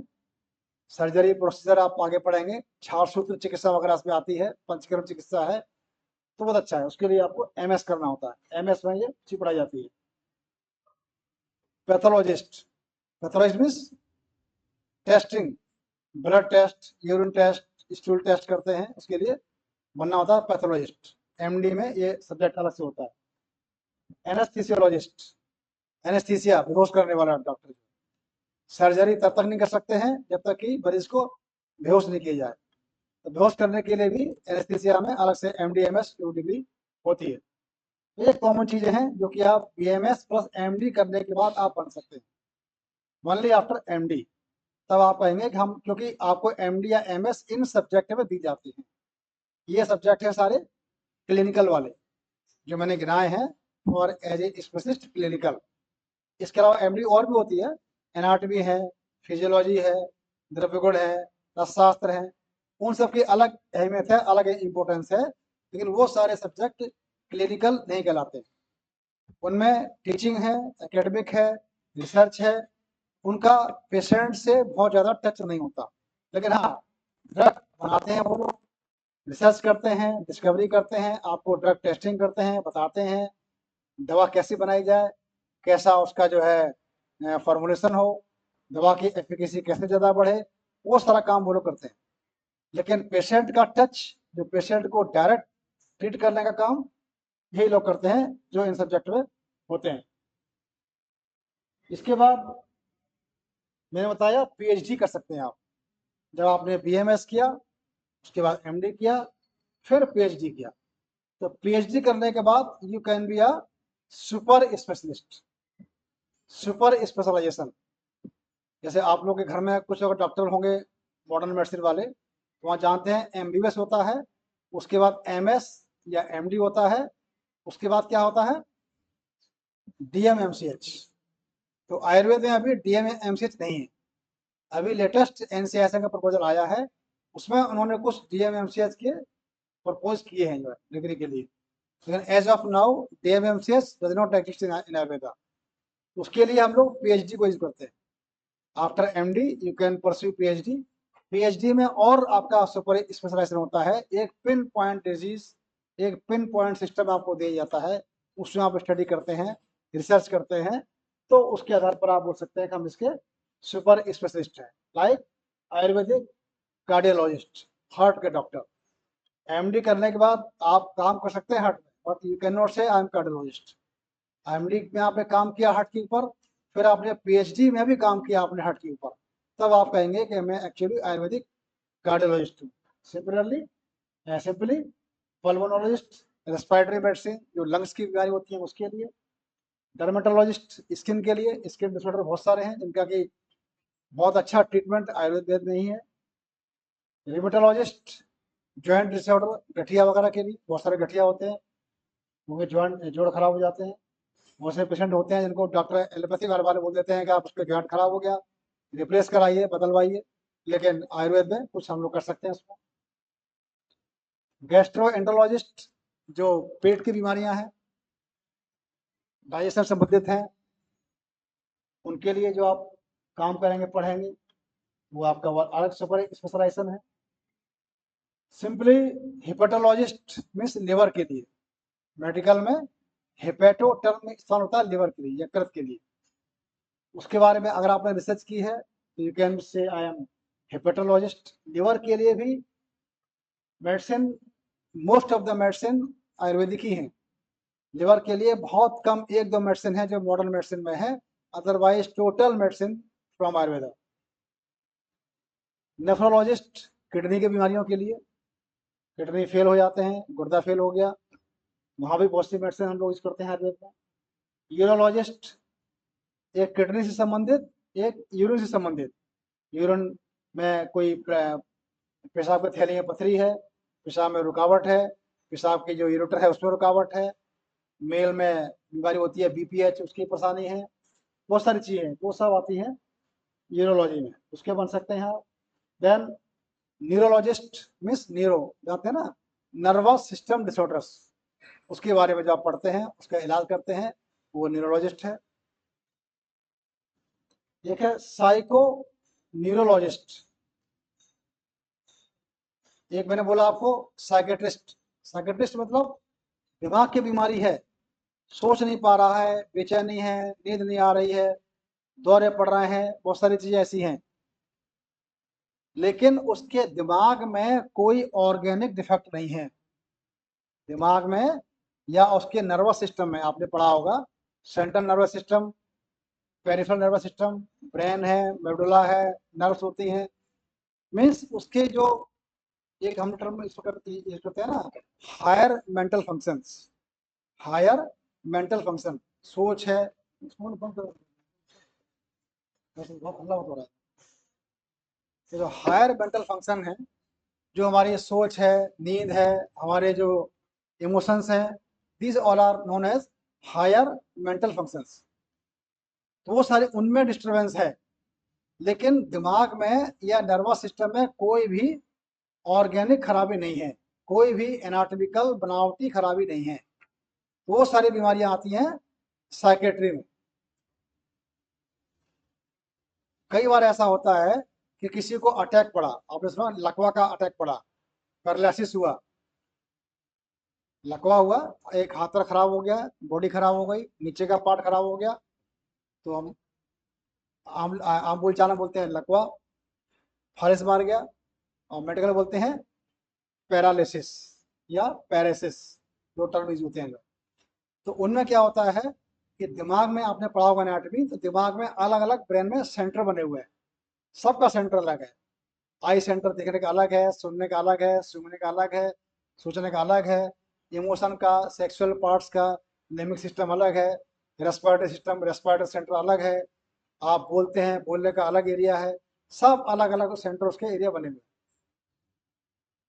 तो कुछ सेंटर ऐसे हैं जो कि हायर मेंटल फंक्शन वाले हैं, वो कहाँ है, सेरेब्रम में, जो ब्रेन का पार्ट सेरेब्रम है वहाँ है, एक है लिम्बिक सिस्टम वहाँ है। तो कई बार लकवा वगैरह होने के बाद, लकवा होता है तो उस पार्ट में डैमेज होता है, ब्रेन के उस पार्ट में डैमेज होता है जहां पर कि आपका हायर मेंटल फंक्शन वहां से कंट्रोल हो रहा था, आपके इमोशन कंट्रोल हो रहे थे, बोलना है इट इज नॉट इमोशन, सांस लेना इट इज नॉट इमोशन, लेकिन आपकी थिंकिंग, आपकी सोच, आपके इमोशन आप कहते हैं पहचानते हैं, पहचानना भूल गए, बहुत सारी चीज आपने देखा होगा फिल्मों में, ये सब होते हैं हायर मेंटल फंक्शन। तो हायर मेंटल फंक्शन का जो सेंटर है, उस सेंटर में अगर डैमेज हुआ, उस डैमेज की वजह से इसको लकवा हुआ है, पैरालिसिस हुआ, तो क्या होगा, उसका बॉडी पार्ट भी खराब होगा और उसका वो हायर मेंटल फंक्शन भी डिस्टर्ब हो जाएगा। तो वो वाले मरीज इसमें आते हैं साइको न्यूरोलॉजिस्ट में, मतलब उनकी साइकी भी खराब है और न्यूरोलॉजी या नर्वस सिस्टम भी उनका डैमेज है। ये काम भी हमारे आयुर्वेद में अच्छा होता है। इसको मैनेज करने के लिए मॉडर्न मेडिसिन है, बहुत ज़्यादा अच्छी थेरेपी नहीं है, लेकिन आयुर्वेदा में बहुत अच्छी थेरेपी है, बहुत अच्छी इसमें जो है मेडिसिन है, Panchakarma, herbal medicine, ayurvedic medicine, yoga, मिला जुला करके हम लोग चिकित्सा करते हैं और they are very effective in सब बीमारियों के लिए। And last not the list, sexologist. एक जमाना था आज से 20 साल 30 साल पहले, एक इस बात के लिए फेमस था कि आयुर्वेद सेक्स की दवाई करते हैं, सारे सेक्सोलॉजिस्ट आयुर्वेद की हैं, या आयुर्वेद वाले केवल सेक्स का इलाज करते हैं। But the now theory change, मैंने इसको लास्ट में लिखा है। अब हम आगे बहुत बढ़ चुके हैं, सेक्सोलॉजिस्ट लास्ट में आता है। तो लाइफ के लिए एग्जैक्टली आप डॉक्टर बनेंगे, सेक्स भी जरूरी है, सेक्सुअल फंक्शन भी जरूरी है, बच्चे आपको पैदा करने के लिए भी है, लाइफ को एंजॉय करने के लिए भी है। लेकिन बच्चे पैदा कब होंगे, लाइफ एंजॉय कब करेंगे, जब आपकी लाइफ बचेगी, है ना। तो first priority is to save the life. ऊपर की सारी चीजें बताई मैंने, उनसे क्या करेंगे आप, लाइफ को सेव करेंगे। आप लाइफ को सेव करेंगे, बॉडी के सिस्टम को सेव करेंगे। जब बॉडी का सिस्टम सेव रहेगा, लाइफ सेव रहेगी, then you will think about कि मुझे सेक्स करना चाहिए, मुझे बच्चे पैदा करने चाहिए, मुझे क्या करना चाहिए, सो एंड, तो वो तब होगा। इसलिए हार्ट नॉर्मल जरूरी है। हार्ट अटैक हो जाएगा तो कहाँ से आप बच्चे पैदा कर पाएंगे। तो इसलिए you think about all other things, then the sex और sexual medicine comes at last. तो इस तरह से आपके सुपर स्पेशलाइजेशन है, उनको आप कर करके डॉक्टर बन सकते हैं। तो ये आपका डॉक्टर का स्कोप है। एज ए BMS क्या कर सकते हैं, एज ए MD क्या करेंगे आप, एज ए PhD क्या करेंगे आप, डिपेंडिंग ऑन आपने कौन सी डिग्री आपने ली है, कितना आपने पढ़ाई की है, तो आपका स्कोप की वहाँ कोई कमी नहीं है। फिर जस्ट एज ए BMS नहीं आपने कुछ किया, MD/MS नहीं किया आपने, तो BMS करने के बाद भी एक डॉक्टर बनने के अलावा भी कुछ बहुत कुछ कर सकते हैं आप। वो तो बताया था मैंने आपके ISPCS, वो नॉन मेडिकल एरिया में था, लेकिन मेडिकल कॉलेज में, हॉस्पिटल्स में भी आप बहुत सारे स्कोप आपके पास हैं। एज ए प्राइवेट प्रैक्टिशनर और मेडिकल ऑफिसर पोस्ट आती हैं गवर्नमेंट में, एवरीवेयर पोस्ट आती हैं मेडिकल ऑफिसर। खासतौर पे उत्तर प्रदेश में मेडिकल ऑफिसर आप चाहे आयुर्वेद से बने या MBBS से बने, सैलरी स्ट्रक्चर सेम है। और स्टेट में कुछ डिस्पैरिटी है, कुछ वेरी करता है, but in Uttar Pradesh it is not like that. I think Delhi में भी ऐसा ही है। उत्तर प्रदेश दिल्ली में कोई भी डिस्पैरिटी नहीं है। आपका पे स्केल जो MBBS के बाद मिलेगा मेडिकल अफसर को, वही BMS के बाद मिलेगा, उसमें कोई आपका अंतर नहीं है। आप गवर्नमेंट जॉब मिल गया तो वहाँ जाइए, या अगर आप चाहते हैं प्रैक्टिस करना तो आप प्रैक्टिस करिए। मेडिकल में सबसे बड़ा फायदा क्या है, आपका अपना रोजगार है, यू आर सेल्फ एम्प्लॉयड। नहीं नौकरी मिलती है, ना करें, आप अपनी प्रैक्टिस करिए, छोटी सी दुकान खोलिए, ईमानदारी से करिए, आप कहाँ से कहाँ पहुँच सकते हैं। बहुत से डॉक्टर हमारे साथ के ऐसे थे जो BMS उन्होंने किया था, आगे कुछ नहीं कर पाए, प्रैक्टिस की, उनका सपना था कि हम MD करें, हम स्पेशलिस्ट बने, वहाँ जाएं, लेकिन वो MD में सेलेक्ट नहीं हो पाए। सिंपल BMS किया था, लेकिन ऑनेस्टली पढ़ाई की उन्होंने, क्लिनिक चलाया, पैसे कमाए, नर्सिंग होम बनाए, हॉस्पिटल बनाए। आज की डेट में क्या कर रहे हैं वो, हॉस्पिटल के वो डायरेक्टर बने हुए हैं, और उनके अंडर में बहुत सारे MBBS MD MD DM MCH उनके अंडर काम करते हैं, है ना। They are giving employment to them, क्योंकि उन्होंने रन किया, पैसा कमाया, सेटअप बनाया। क्योंकि MBBS MD करने के बाद भी, DM MCH करने के बाद ही बहुत से लोग ऐसे होते हैं जिनके पास हॉस्पिटल बनाने के लिए पैसा नहीं होता। डिग्री कर लेते हैं, लेकिन सबकी अपनी फैमिली बैकग्राउंड इतनी अच्छी नहीं होती है कि अपना वो सेटअप बना सके। उनको एक सेटअप चाहिए होता है। डिग्री कर लिया, MCH कर लिया, MS कर लिया, सर्जरी करना है, सर्जरी कहाँ करेगा, OT चाहिए ना, थिएटर चाहिए, वार्ड चाहिए, सुविधाएं चाहिए उसको। तो अगर आपने पैसा कमाया है, आपने सेटअप बनाया है, तो आप आराम से बनाइए, उनको अपॉइंट करिए, आप अपने साथ अपॉइंट करिए, अपने अंडर में अपॉइंट करिए, they will work and they will work under your instructions, under your guidance, your ownership. तो इसको बहुत सारे हैं, ईमानदारी से आप काम करेंगे तब।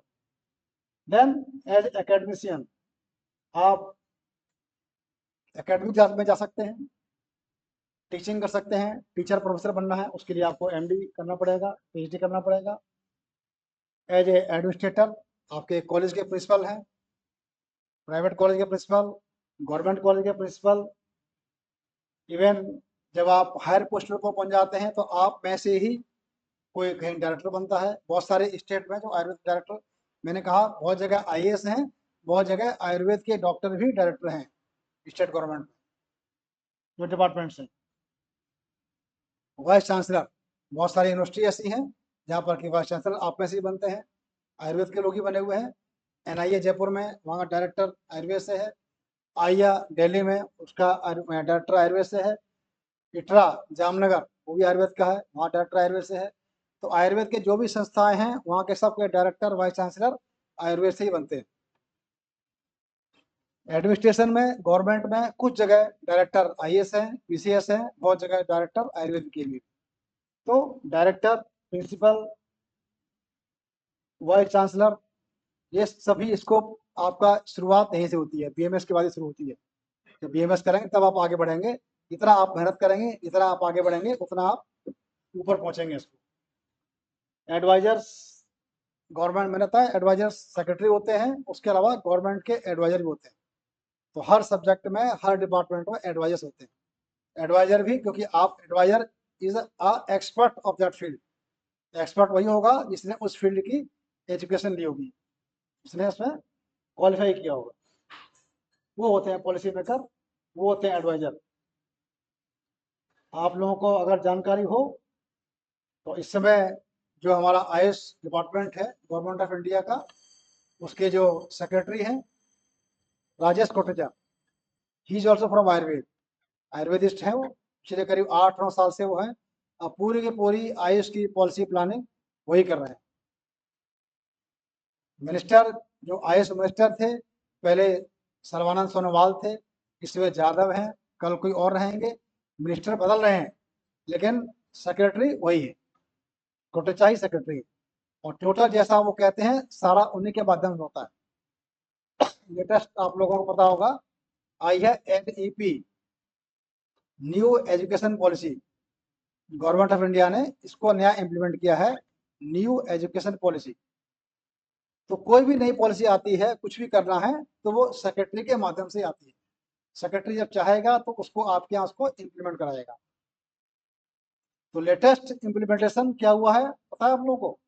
मैंने बताया हम लोग BHU में है, वहाँ मेडिकल भी है, इंजीनियरिंग है, IT है, एग्रीकल्चर है, सब कुछ है। बेसिक साइंस वहाँ पर है जो है। तो NEP में आपने पढ़ा होगा अखबार में, ये किया गवर्नमेंट ने कि हर ग्रेजुएशन डिग्री में, इन ऑल ग्रेजुएशन डिग्री, कुछ न कुछ मेडिकल, कुछ न कुछ आयुर्वेद उसमें उनको, उसमें उनको आपको बताना है, कुछ सिखाना पड़ेगा आपको।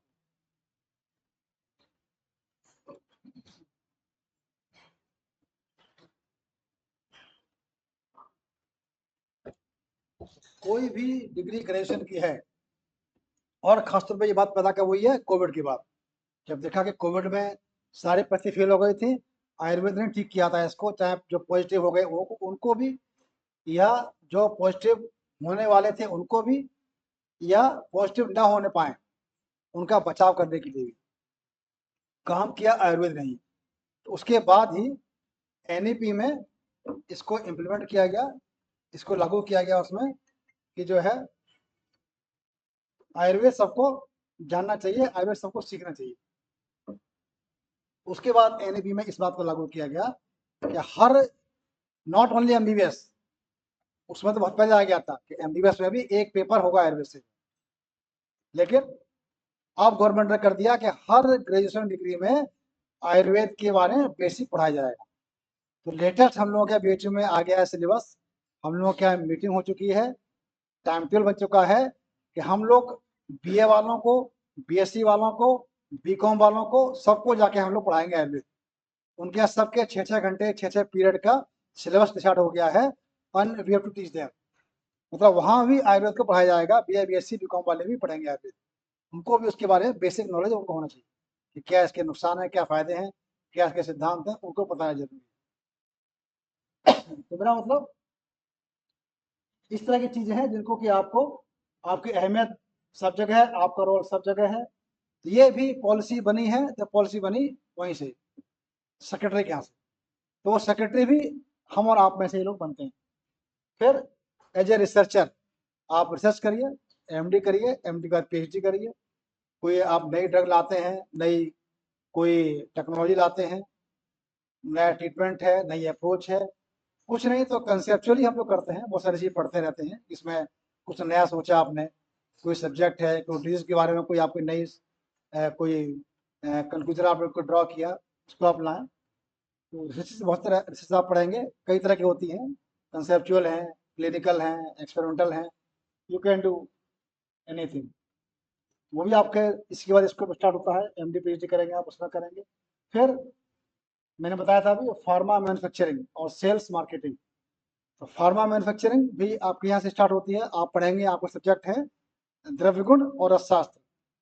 तो रसशास्त्र वाले खास तौर पर फार्मा इंडस्ट्री में उनका वो डायरेक्शन होता है। उसमें आपको यही बताया जाता है कि दवा कैसे बनेगी, दवा कैसे ज़्यादा इफेक्टिव हो, उसकी अच्छी क्वालिटी कैसे हो, ज़्यादा से ज़्यादा मरीजों को फायदा हो, या कोई दवा का कोई नया फॉर्मुलेशन हो, उसकी कोई रीपर्पजिंग हो। तो ये चीज़ से ये आपका सब्जेक्ट जो है द्रव्य गुण और शास्त्र में है, जो आप पढ़ेंगे बीएमएस में, और आगे इसमें आपकी एमडी पीएचडी भी लोग करते हैं। सेल्स मार्केटिंग के बारे में बता दिया मैंने आपको कि आप करिए, एमबीए करिए तो आप सेल्स मार्केटिंग में जा सकते हैं अच्छे पोस्ट के लिए। बहुत से लोग बीएमएस के बाद ही बन जाते हैं, चले जाते हैं। अगर एज ए बीएमएस जाएंगे तो आपको छोटा पोस्ट मिलेगी, आफ्टर एमबीए जाएंगे तो बड़ी पोस्ट मिलेगी आपको। Then AYUSH chair in other countries. Government of India ने क्या किया है, आयुष, जानते हैं आप लोग आयुष का मतलब क्या है ना? इसमें आपकी पैथी है, AYUSH, 5 पैथी है। A for Ayurveda, Y for yoga, U for यूनानी, S फॉर सिद्धा, H फॉर होम्योपैथी। तो 5 पैथी मिला करके एक टर्म बना है आयुष। तो गवर्नमेंट ऑफ इंडिया ने किया है कि बाहर भी हमको इसको प्रसारित करना है, अदर कंट्रीज भी हमको इसका पॉपुलरिटी लेनी है। तो वहाँ के लिए यहाँ से गवर्नमेंट ऑफ इंडिया इंडिया से जो आयुर्वेदिस्ट हैं उनको बाहर भेजती है 2 साल 5 साल के लिए। बहुत सारे कंट्री में लोग गए हुए हैं, जो वहाँ जाकर अपना एक ऑफिस, अपना एक कोई सेटअप स्थापित करते हैं, वहाँ लोगों को बताते हैं, सिखाते हैं कि इसमें ऐसे करिए, इसका ये स्कोप है। चाहे कोई कॉलेज खोलें, कोई सेंटर खोलें, मतलब इसके लिए एक बोलते हैं, उसका पोस्ट का नाम है आयुष चेयर। बहुत सारे कंट्री में आयुष चेयर है। तो आपको इसके लिए भी आपको बाहर जाने का मौका मिलता है, विदेशों में भी आप अपने आप को स्थापित कर सकते हैं।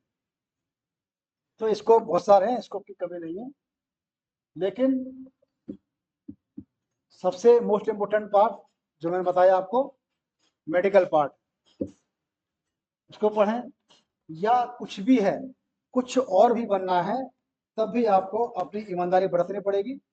अपने सब्जेक्ट को अच्छी तरह पढ़िए। सब्जेक्ट को पढ़ने के साथ साथ जो कुछ अगर आपको एक्स्ट्रा काम करना है तो एक्स्ट्रा भी आपको पढ़ाई करनी पड़ेगी, एक्स्ट्रा भी आपको उसका समय देना पड़ेगा। वो आपका इसका एक रोड मैप हो सकता है, तब आप उस डायरेक्शन में जाएंगे। केवल सोचने से, केवल प्लान करने से ही काम नहीं चलता। तो नॉन मेडिकल गोल है, जहाँ पर कि डॉक्टर के अलावा कुछ और बनना है, तो आपको अपना विषय तो पढ़ना पड़ेगा, आपका अपना सब्जेक्ट है, उसको तो पढ़ना ही है मेडिकल को। साथ में अगर आपको IAS बनना है तो general studies means general knowledge, उसको अलग से पढ़िए, क्योंकि आपके सिलेबस में ये कहीं लिखा हुआ नहीं है। बीएमएस के सिलेबस में जनरल स्टडीज कहीं नहीं है। अगर आपको कुछ और बनना है तो आपको पढ़ना पड़ेगा शुरू से ही। ये सब काम जो IAS बनते हैं ना, वो ऐसा नहीं होता कि अब हमने BA पास कर लिया अब तैयारी करेंगे, वो लोग कभी सेलेक्ट नहीं हो पाते। सेलेक्ट जो होते हैं जो शुरुआत से ही काम करते हैं, जब वो एडमिट हुए BA में या 12th में, तब से ही तैयारी करते हैं। तो जनरल स्टडीज जानते हैं ना, जनरल नॉलेज, जनरल नॉलेज का कोई भी सिलेबस नहीं होता, इसकी कोई भी लिमिटेशन नहीं होती है। कहीं से भी कुछ भी पूछ सकता है, छोटी से छोटी चीजें, बड़ी से बड़ी चीजें, एनीबॉडी कैन आस्क, कहीं पर भी उसको पूछ सकते हैं। तो उसके लिए उसकी कोई लिमिटेशन नहीं है। तो उसको आपको पहले से पढ़ना पड़ेगा, शुरू से पढ़ना पड़ेगा। आप मेडिकल की पढ़ाई करिए, साथ में उसको पढ़ते रहिए। English grammar as well as literature, ये बहुत ज़रूरी है। बहुत सारे बच्चे, अब तो खैर आप लोग मोस्टली सीबीएसई से आते हैं, तो सीबीएसई में तो इंग्लिश पढ़ते हैं आप लोग, आपकी इंग्लिश अच्छी होती है, पब्लिक स्कूल से आते हैं, पढ़ लेते हैं। बहुत से बच्चे अभी भी आते हैं ईपी बोर्ड से, या पहले आते थे, तो ईपी बोर्ड में most of the time Hindi medium चलता है वहाँ पर, तो उनकी इंग्लिश अच्छी नहीं होती है, अच्छा बोल नहीं पाते, लिखने पढ़ने में दिक्कत उनको होती है। ग्रामर तो खासतौर पर होता है गड़बड़। बोलना एक बोलते हैं ना speaking English, writing English and grammar English, तीनों फर्क होता है। बोल तो लेते हैं, बोलने में ठीक है, आपने कुछ कंजेशन उल्टा सीधा लगा दिया, टेंस लगाया, आगे पीछे कर दिया, चल जाता है, समझने वाले समझ लेंगे। लेकिन जब एग्जाम होता है, इन एग्जाम में इंग्लिश ग्रामर आता है, तो वहां पर वो ग्रामर एग्जैक्ट आपसे जान चाहते हैं, तो वहां पर ग्रामर को ही लिखना है। वहां पर तो ग्रामेटिकल मिस्टेक होने का कोई सवाल ही नहीं है, क्योंकि आपका सब्जेक्ट है। तो अगर आपको उस डायरेक्शन में जाना है, तो आप उसको भी देखें, जीएस के साथ साथ इंग्लिश उसको भी पढ़ना पड़ेगा। रीजनिंग एक्सरसाइजेस, रीजनिंग जानते हैं आप क्या है? गोला बनाया, ये ट्रायंगल था, ये गोला था, और आगे क्या नेक्स्ट क्या होगा, दिया रीजनिंग। तीन सारे एग्जाम में रीजनिंग आते हैं, उसको आप अलग से पढ़ें, अलग से बुक आप लीजिए, या अलग से आप कोचिंग करें। आजकल तो बहुत सारी ऑनलाइन कोचिंग स्टार्ट हो गई है, you can utilise them. Then very important है पर्सनैलिटी डेवलपमेंट, क्योंकि बहुत सारे एग्जाम जो हैं, इनमें एग्जाम के बाद क्या होता है, आप आईएएस पढ़ेंगे तो प्री एग्जाम होगा, प्रिलिमिनरी होगा, फिर मेंस होगा, फिर क्या होगा, इंटरव्यू होता है। तो जो सब इंटरव्यू होते हैं ना, तो इंटरव्यू में आपकी पर्सनैलिटी होती है। पर्सनैलिटी, कैसे बोलना है, कैसे आप रिएक्ट करते हैं, कैसे आप जो है पब्लिक से डीलिंग करते हैं आप, ये भी आपके यहाँ सब्जेक्ट नहीं है आपके मेडिकल में। जो बताएं इनमें से कोई सब्जेक्ट आपके यहाँ पे नहीं है। अगर आपको उस डायरेक्शन में जाना है, तो इनको आपको अलग से पढ़ना पड़ेगा, आपको इनकी अलग से अलग आपकी ट्रेनिंग होगी। आप जानते होंगे, कई बार आप होटल में जाइए, है ना, होटल में जाएं, 5 star hotel, 3 star hotel, hospital में जाइए आप, एक आप जाइए गवर्नमेंट हॉस्पिटल में, एक आप जाइए प्राइवेट में। प्राइवेट में अच्छा, प्राइवेट वो होते हैं corporate hospital, like Apollo, metro, Kailash, escort, Holi family, like that. बहुत सारे सब, मेदांता, बहुत सारे खुल चुके हॉस्पिटल जो अच्छे हॉस्पिटल जो, वहाँ जाइए। तो वहाँ क्या मिलेगा आपको, एक नर्स, नर्सिंग स्टाफ जो गवर्नमेंट में काम कर रही है, उसके आप बोलने का लहजा देखिए, और वही नर्सिंग स्टाफ जब काम करेगी कॉर्पोरेट हॉस्पिटल में, उसका बोलने का लहजा देखिए, है ना। कॉर्पोरेट प्राइवेट में क्या होगा, सर मैडम बोलती रहेगी, चाहे पेशेंट बिल्कुल इलिटरेट गंवार है, लेकिन वो सर मैडम के अलावा दूसरा वर्ड इस्तेमाल नहीं करेगी। और गवर्नमेंट में क्या होगा, इतना रफ लैंग्वेज यूज करते हैं कि यू कांट इमेजिन। ऐसा ही होता है डॉक्टर के साथ। गवर्नमेंट में डॉक्टर होगा, उसका लगा लगा, ठीक है खाना खाना जाओ, भागो भागो, मरीज हल्ला किया तो समझ में आता, सुनते नहीं हो, एक बार बताया इतने तुम बताएंगे, डांटेगा हड़का सब कुछ करेगा।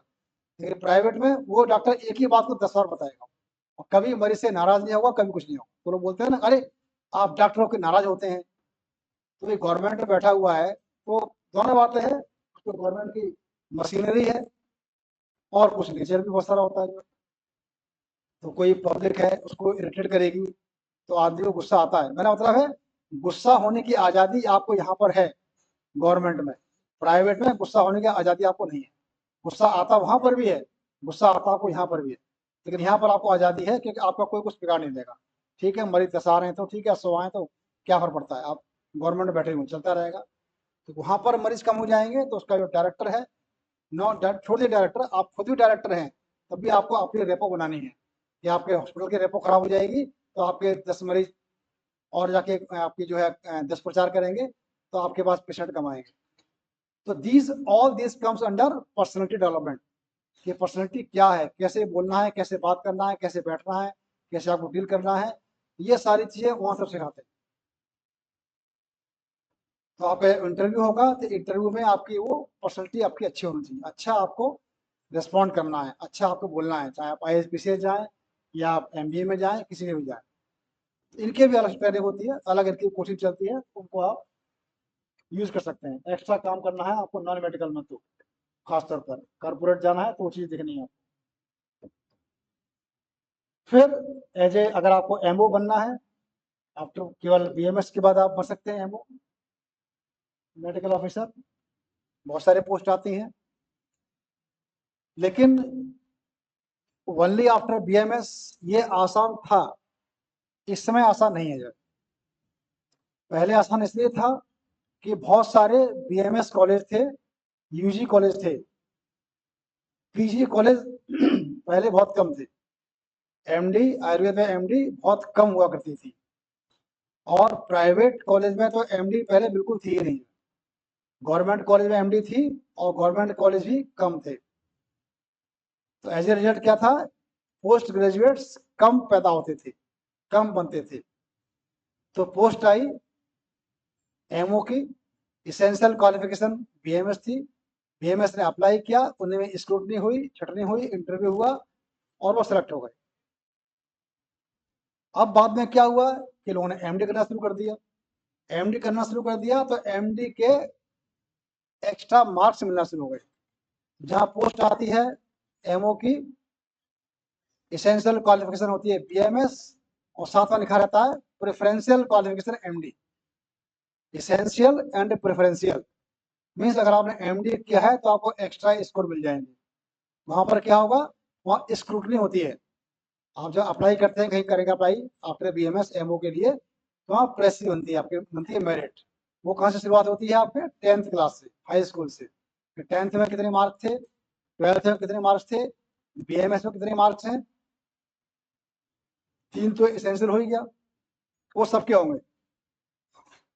तीनों को मिलाकर के मान लो आपके मार्क्स बने 72, और उन्होंने एमडी का +10 मार्क्स सबको कंपल्सरी कर दिया। जिसकी एमडी की डिग्री होगी उसके 10 मार्क्स एक्स्ट्रा हो जाएंगे। तो सबके 72 थे, जिसने एमडी किया उसके 82 हो जाते हैं मार्क्स।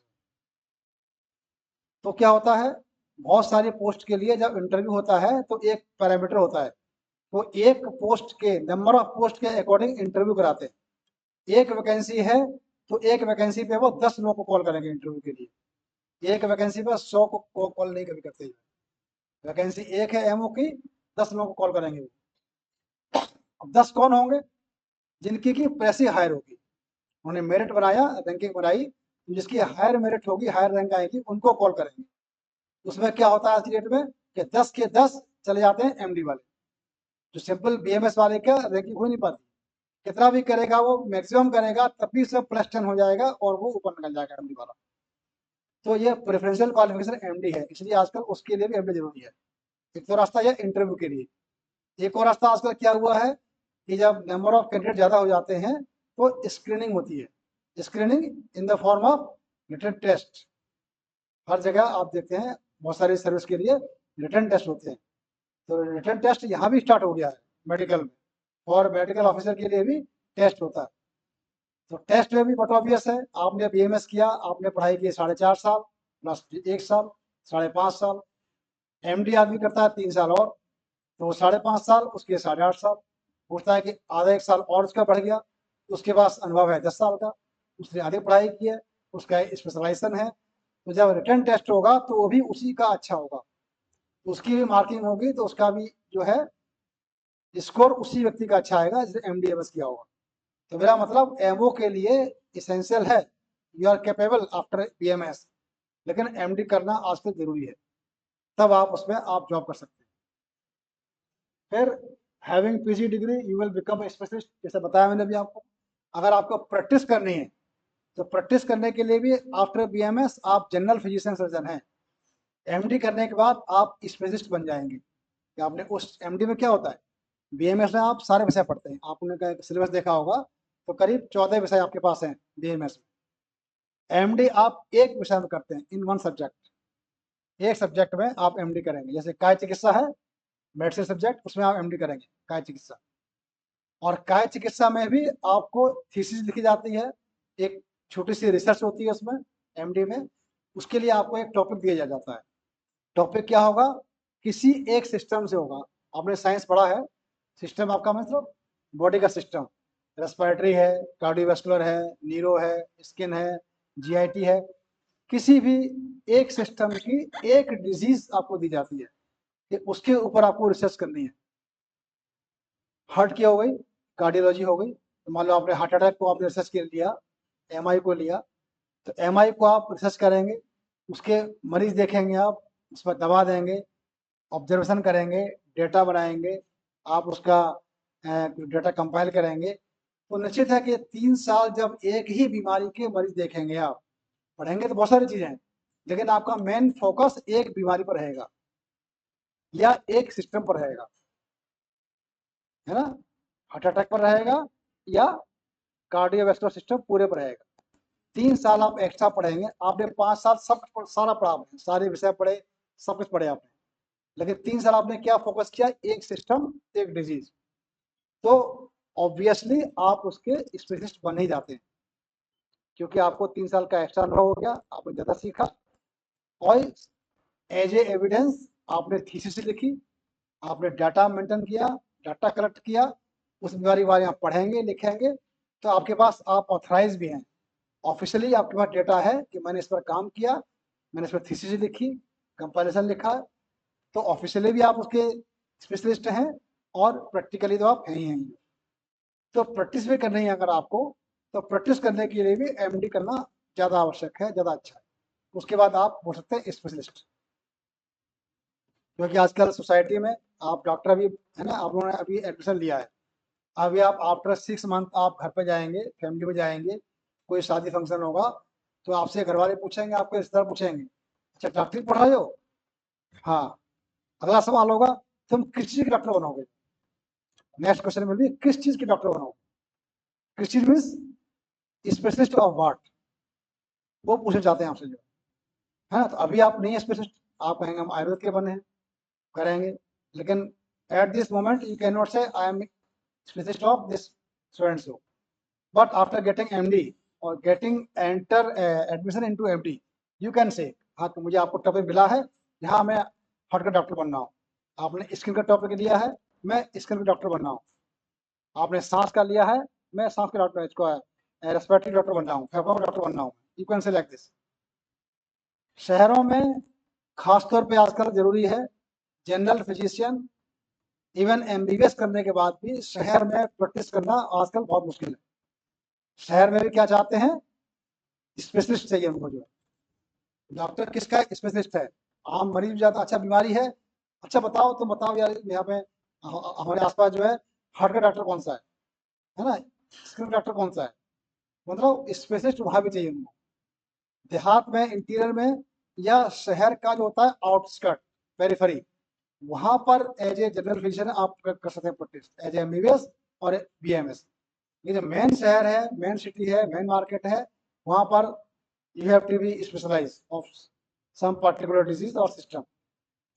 मेरा मतलब प्रैक्टिस करने के लिए भी आपको अच्छा है, अगर आपको अच्छी जगह प्रैक्टिस करनी है तो आप MD अवश्य करें, PG स्टडी अवश्य करें, PG सब जगह इंपॉर्टेंट है, आप वहाँ भी देखिए ना, इंजीनियरिंग में BTech के बाद जॉब अच्छे करते हैं, जो क्या करते हैं MTech करते हैं, या BTech के बाद MBA कर लेते हैं, BBA है, BBA के बाद MBA है, वहाँ भी करते हैं, BCom MCom, मतलब everywhere post graduation is essential in each and every field, आप उसके बनते हैं स्पेशलिस्ट और आप उसके बन जाते हैं एक्सपर्ट। देन अब अगर आपको प्रैक्टिस करनी है, प्रैक्टिस आपको करनी है, आपको क्लिनिक खोलनी है, तो you have to make focus more on clinical subject, जैसा मैंने बताया था अभी, सब्जेक्ट क्लिनिकल, हालांकि आयुर्वेद में ऐसा कोई क्लियर कट डिवीजन नहीं है क्लिनिकल नॉन क्लिनिकल का, लेकिन डिपेंडिंग ऑन, और you can say based on patient touch और पेशेंट एक्सपोजर, वर्किंग स्टाइल, हम लोग इसको अनऑफिशियली डिवाइड कर लेते हैं कि ये क्लिनिकल है या नॉन क्लिनिकल है। ये सब्जेक्ट है काय चिकित्सा, मीन्स जनरल मेडिसिन, मॉडर्न में लिखते हैं ना, जनरल मेडिसिन या इंटरनल मेडिसिन, आपने देखा होगा मॉडर्न मेडिसिन वाले लिखते हैं, तो काय चिकित्सा is parallel to, equal to general medicine और इंटरनल मेडिसिन। शल्य, शल्य मीन्स सर्जरी, सर्जरी को आयुर्वेद में शल्य बोलते हैं, शल्य तंत्र या शल्य चिकित्सा। धन शालाक्य, है ना, ये आपके सब्जेक्ट के नाम है, आप जब पढ़ेंगे आपके यहाँ these all are your subjects. शालाक्य मीन्स ENT, यहाँ पर हम शालाक्य में ENT और आई को पढ़ते हैं। देन स्त्री रोग एंड प्रसूति तंत्र, these are the gynaecs, lady doctor specialist, है ना। तो उसके लिए आपको ये पढ़ना होता है। देन कौमारभृत्य, कौमारभृत्य होता है चाइल्ड स्पेशलिस्ट, पीडियाट्रिशियन। आयुर्वेद में हमको इसको हम इस नाम से जानते हैं। तो अगर आपको प्रैक्टिस करनी है, क्लिनिक खोलनी है, तो इन सब्जेक्ट के ऊपर आपको अधिक फोकस करना होगा, तब आप अच्छी प्रैक्टिस कर पाएंगे। तो यही सब्जेक्ट हैं जो कि पेशेंट से टच ज़्यादा रहता है, इनकी ही ड्यूटी लगती है OPD में, वार्ड में, इमरजेंसी में, है ना। एनाटमी फिजियोलॉजी में जो करते हैं उनमें उनकी ड्यूटी कम लगती है। इनका और जो आपके रसायन गुण है, एनाफिजियो है, पैथोलॉजी है, फार्माकोलॉजी है, उन सब की अपनी अपनी लैब बनी हुई है। वो लेबोरेटरी में जाकर काम करते हैं लोग, उनकी लेबोरेटरी है, फिजियोलॉजी की लेबोरेटरी है, पैथोलॉजी की लेबोरेटरी है। लेकिन ये सब्जेक्ट जो है क्लिनिक वाले, इनकी कोई लेबोरेटरी नहीं है। इनकी लेबोरेटरी कहाँ होती है? Hospital. Hospital is the laboratory, OPD is the laboratory, ward is the laboratory. वहीं आपके पेशेंट एक्सपेरिमेंट हैं, पेशेंट ही आपके जो है सब्जेक्ट हैं, उन्हीं पर आपको ट्रायल करनी है, उन्हीं को आपको सीखना है। और very important, patients are your ultimate and everyday examiner. आप पढ़ते हैं ना, एग्जाम देते हो आप जब, लेकिन आपका असली एग्जामिनर कौन होता है? पेशेंट। डिग्री सारी हम लोग इतना कर ली, हम लोग 25 साल का एक्सपीरियंस है, आज भी आके मरीज हमारा एग्जाम देता है, पूछता आकर के, डॉक्टर साहब इसका इलाज है, इस बीमारी का आपके पास इलाज है, ठीक हो जाएगा, अच्छा इसमें क्या करते हैं, अच्छा ये कैसे होता है, अच्छा ये बताइए। तो बहुत सारे जो उनके क्वेश्चंस के हमारे पास जवाब होते हैं, बहुत सारे हमारे पास जवाब नहीं होते हैं, वी आर आंसरलेस। तो they are our ultimate examiner. इस समय क्या हो रहा है? इस समय आपका जो है वो चल रहा है, क्या बोलते हैं, गूगलोपैथी। गूगल पर जरा सा पढ़ा लिखा है, मोबाइल में देखा, लैपटॉप में देखा, गूगल में ये बीमारी, अच्छा इसके सिम्टम है, इसका तो इलाज भी है नहीं, इसका इलाज भी है नहीं। डॉक्टर के पास आया, डॉक्टर साहब इसका तो कोई इलाज है नहीं, आपके पास इलाज है? मतलब उसमें कुछ नहीं है। अच्छा उसमें ये लिखा था, वो ये बोल रहा था, ये बोल रहा था, बहुत सारी चीजें। तो उनको आपको जवाब देना पड़ता है। मरीज एक बार दिखाने आपको आया, OPD में दिखाया मरीज ने, आज आपको दिखाया, अगली बार फिर दिखाने आया फॉलोअप में। अगर अब अगली बार आता है तो उसको दो एस्पेक्ट हो सकते हैं। जो एक एस्पेक्ट तो होगा, डॉक्टर साहब आपकी दवा से बहुत फायदा आपको होगा, बड़ा आप खुश होते हैं, 4 मरीज सामने खड़े हैं, दे आर हैप्पी, डॉक्टर बहुत अच्छा है। कुछ मरीज ऐसे होते हैं, कहते हैं डॉक्टर साहब आपकी दवा खाई, कोई फायदा हमको से नहीं हुआ, दवा खाई इससे हमारी परेशानी और बढ़ गई। तो क्या करेंगे आप? उसको वहां से भगाएंगे तो आपको है नहीं, आपको उसको भी एडजस्ट करना है, उसको भी आपको कन्विंस करना है, समझाना है। तो दे आर योर एग्जामिनर्स। उनको आपको ये सारे एग्जाम पास कर लोगे आप, उसके बाद उस एग्जाम को आपको सारे जिंदगी पास करना होता है। लास्ट तक आपको देखना है, उनको आंसर देना है, आपको समझना है, और लगातार आपको पढ़ना है। Then spend more time in hospital among patients. मैंने बोला कि अगर आपको प्रैक्टिस करनी है, इन विषय को पढ़िए और हॉस्पिटल में अधिक से अधिक समय जाकर दीजिए। ड्यूटी आपकी लगती है, ड्यूटी आवर्स होते हैं, उसके अलावा भी आपके पास समय है तो हॉस्पिटल में जाइए, एक्सपोजर करिए, पेशेंट से इंटरेक्ट करिए, उसको देखिए। जितना अधिक पेशेंट से आपका इंटरेक्शन होगा, उतना अधिक आपको एक्सपीरियंस गेन होगा। और ये जरूरी क्यों है? मैंने बोला कि पेशेंट ही आपकी लेबोरेटरी है, हॉस्पिटल ही आपकी लेबोरेटरी है, पेशेंट ही आपके ऑब्जेक्ट हैं, वही सब्जेक्ट हैं। लेकिन कब तक? जब तक कि आप पढ़ रहे हो, जब तक कि आप हॉस्पिटल में काम कर रहे हैं, चाहे वो प्राइवेट हॉस्पिटल है आपका कॉलेज का, या गवर्नमेंट का हॉस्पिटल है, या आप इंटर्नशिप कर रहे हैं। तो all these experiments you can perform during your study period, not at your clinic. वहां बैठ जाएंगे क्लिनिक पर, वहां करेंगे एक्सपेरिमेंट, तब दिक्कत हो जाएगी, तो वहां आप नहीं कर सकते। तो आपके पास टाइम लिमिटेड है, आपकी लेबोरेटरी लिमिटेड है, आपका एक्सपेरिमेंट का टाइम लिमिटेड है। इन्हीं आप 3, 5, 7, 8 साल में आप खूब करिए एक्सपेरिमेंट। इसलिए मैक्सिमम टाइम वहाँ आप डिवोट करिए हॉस्पिटल में, तो ये मौका आपको बाद में नहीं मिलेगा। इवन आप यहाँ से निकलने के बाद आपको जॉब भी करेंगे ना, आप कहीं कहाँ पे प्राइवेट हॉस्पिटल है, वहाँ जाके आपने जॉब कर लिया, तो वहाँ भी आप you can not perform the experiment. वहाँ अगर किसी मरीज को खराब कर दिया तो मालिक आपको बाहर निकाल देगा। तो इसलिए अगर आपको प्रैक्टिस करनी है, काम करना है, तो as maximum as possible hospital में अपना टाइम डेडिकेट आप करिए, तब आप सीख पाएंगे, क्योंकि दे आर यार free hand to do anything. मगर यार ठीक है, आ जाएगा, खराब हो जाएगा, अच्छा हो जाएगा, आएगा जाएगा, चलता रहेगा। आपके अपने दुकान थोड़ी ही हो, जब अपने दुकान में बैठेंगे तो आपकी अलग जिम्मेदारी बन जाती है। तो इसलिए मैक्सिमम टाइम वहाँ वो डेडिकेट करिए, मैक्सिमम सीखिए। And as I told, drug manufacturing, इनको कि ड्रग मैन्युफैक्चरिंग हमने बताया दवा बनाते भी हैं, दवा भी डॉक्टर दिख रहे हैं, दे रहे हैं, दवा की बनती भी तो है ना, बनाना होता है ना। तो अगर आपका बनाने का पर्पज आपका है तो आप रसशास्त्र है, भेषज कल्पना है, ये आपके विषय है, द्रव्य गुण है, उसको उसका अधिक फोकस आप करिए। तो जो आपको, जो आपका डायरेक्शन है, जो आपका मोटिव है, जो गोल है, उसमें आप अधिक समय दीजिए शुरुआत से ही, कि आपको ये काम करना है, ये काम करना है। तो ड्रग मैन्युफैक्चरिंग क्या है? ये बहुत ही अच्छा बिजनेस वाला काम है, बहुत अच्छा इसमें प्रॉफिट होता है।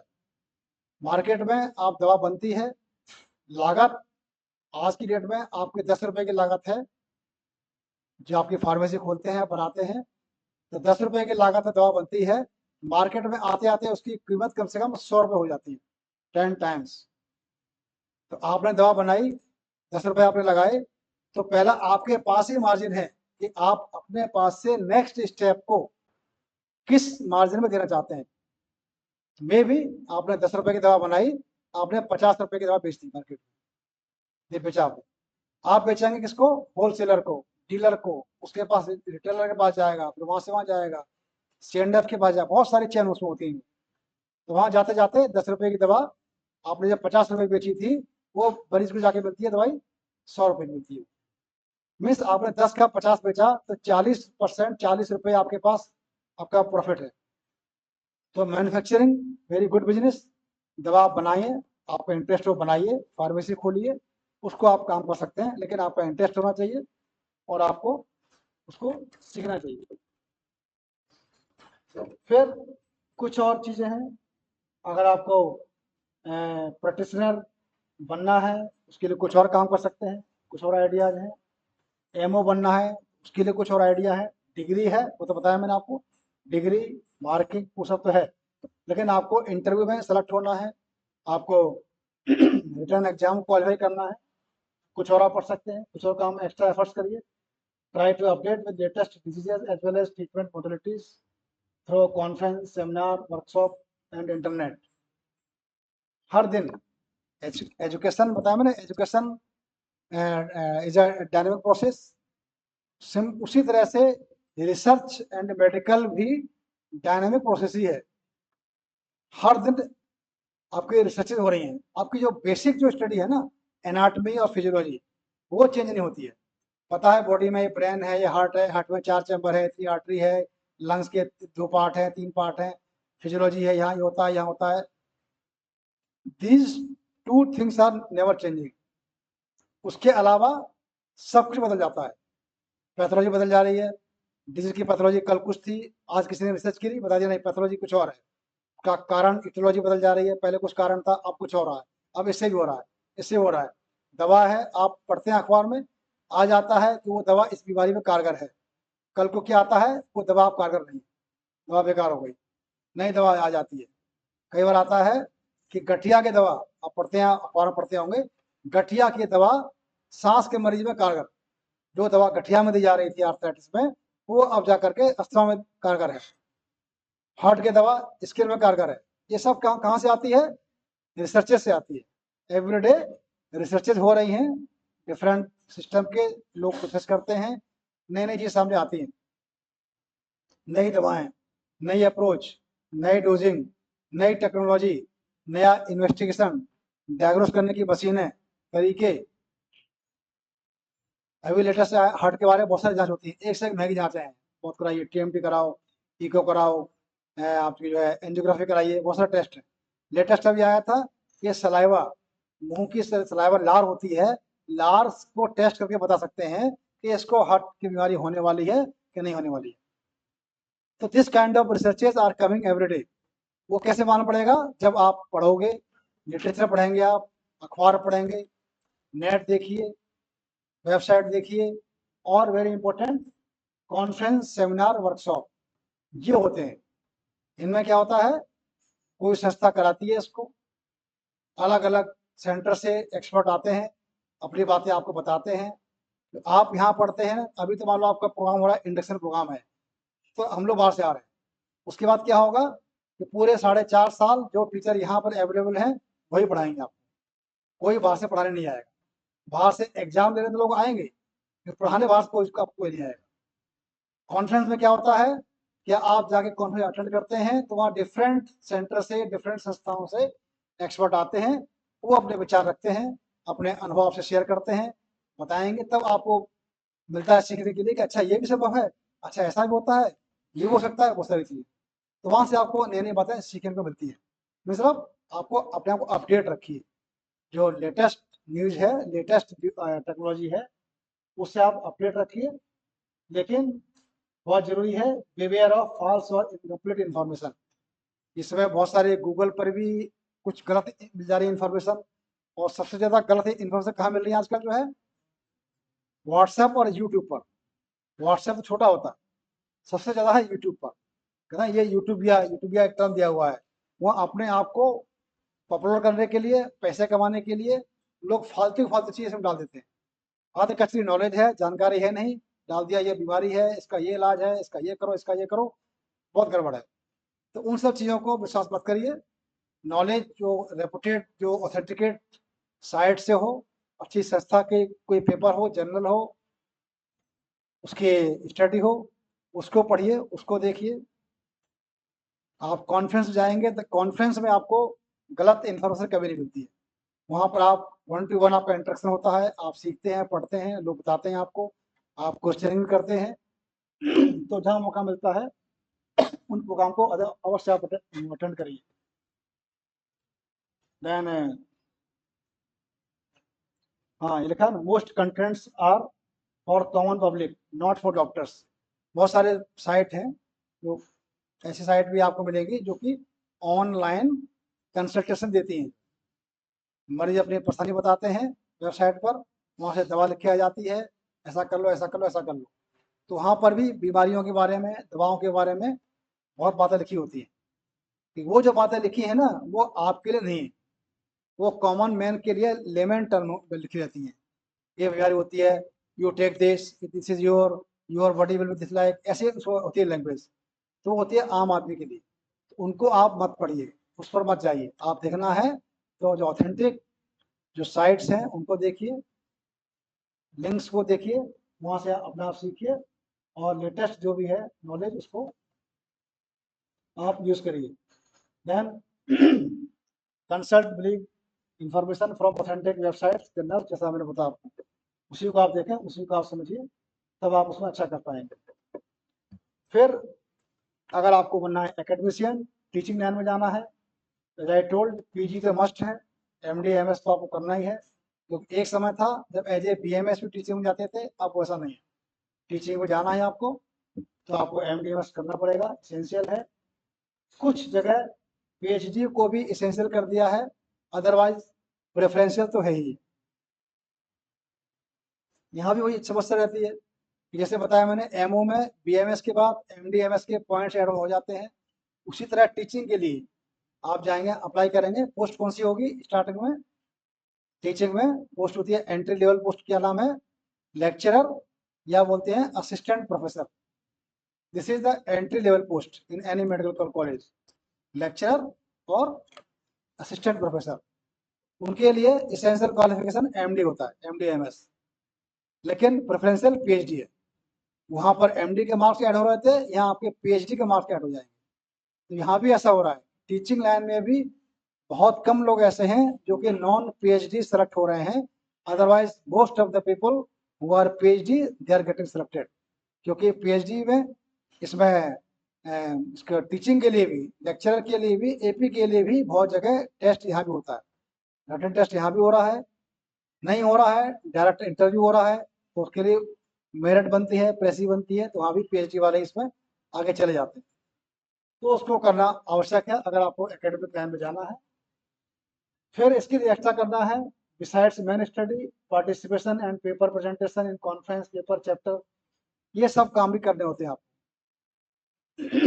जो आप लोग जब हम लोग जब टीचिंग करते हैं, आपकी टीचिंग लाइन हम लोग की है, ये आती है हायर एजुकेशन में। जानते हैं प्राइमरी एजुकेशन, बेसिक एजुकेशन, ये आती है हायर एजुकेशन।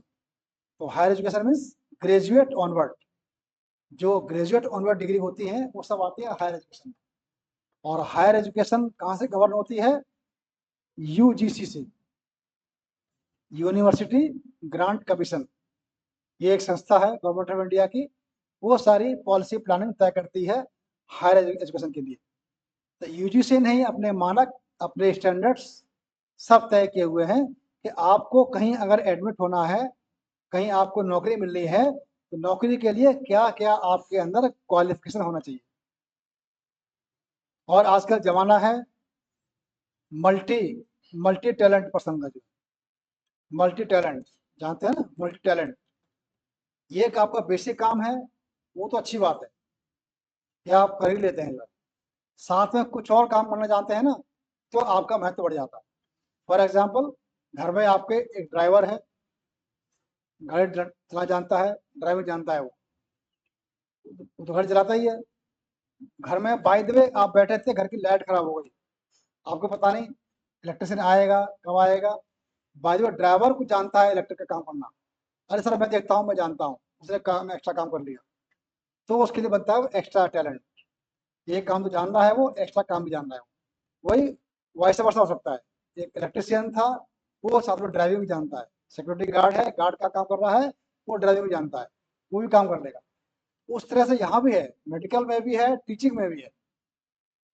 उसी आधार बेस पर यूजीसी ने जो बनाई है, उसकी अपनी गाइडलाइंस है कि आप अपना काम तो करें ही, अपने काम के अलावा और भी काम करें, जिससे कि आपका भला हो, आपकी स्ट्रीम का भला हो, आपकी सोसाइटी का भला हो।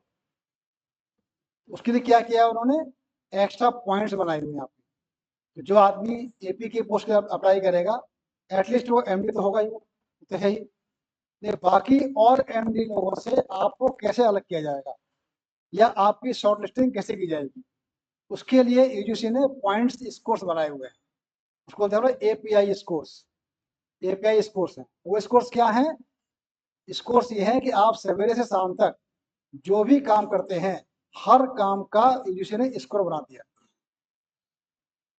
क्या है भाई? आप मेरे पास सेमिनार, मैंने अब बोला था आपको, आप सीखिए, जाके अटेंड करिए। तो अटेंड करते हैं ना सेमिनार कॉन्फ्रेंस, तो उसके भी पॉइंट्स आपको मिलता है, सर्टिफिकेट, आपके उसके पॉइंट्स मिलते हैं। सेमिनार अटेंड कर बैठ के सुनने के पॉइंट्स। उससे ऊपर क्या होता है, अपना कुछ आप रिसर्च करिए, अपना तैयार करिए, अपना पेपर वहां आप पढ़िए, आपका प्रेजेंटेशन वहां होगा। तो प्रेजेंटेशन आपने किया, मीन्स पेपर प्रेजेंट किया, तो उसके अलग आपके मार्क्स उसके हैं। कॉन्फ्रेंस सेमिनार आपने अटेंड किया, पेपर किया, वो तो है। अगर आपने उसको कराया, मान लो इस कॉलेज में कभी कॉन्फ्रेंस होती है, कोई कॉन्फ्रेंस है, उसमें आप कोई काम करते हैं, कॉन्फ्रेंस आप कुछ कंट्रीब्यूट करते हैं, तो कंट्रीब्यूट करने के भी अलग से स्कोर होते हैं, उसका आपका मिलेगा सर्टिफिकेट, उसके आपके पॉइंट्स आपके होंगे। आपने देखा है मेडिकल कैंप लगते हैं, कॉलोनी में, मोहल्ला में जाते हैं लोग दवा करने के लिए, मरीजों को चेक करने के लिए, तो कैंप में जाके सेवा करते हैं, उसके भी अलग से पॉइंट्स बात होते हैं,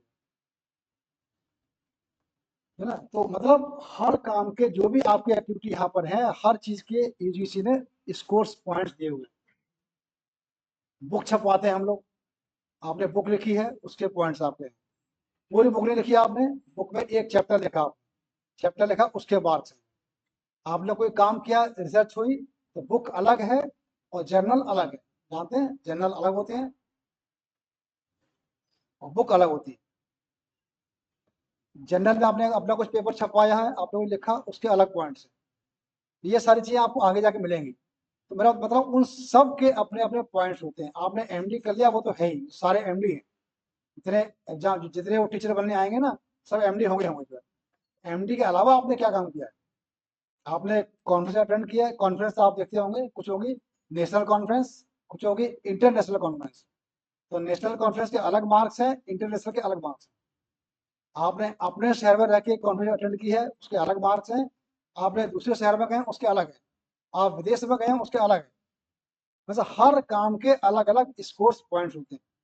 वो सारे पॉइंट्स क्या होते हैं, आपको इकट्ठे करने होते हैं, और वो सारे पॉइंट आप एक दिन में इकट्ठे नहीं कर सकते, है ना। बहुत सारी चीजें आप खुद कर सकते हैं, बहुत सारी चीजें आपके वश में नहीं है। कॉन्फ्रेंस आप नहीं करा रहे हैं, तो जो करवा रहा है उसके पास जाइए, आप अटेंड करिए। जब मौका मिला था अटेंड करिए, आप उसमें पार्टिसिपेट करिए।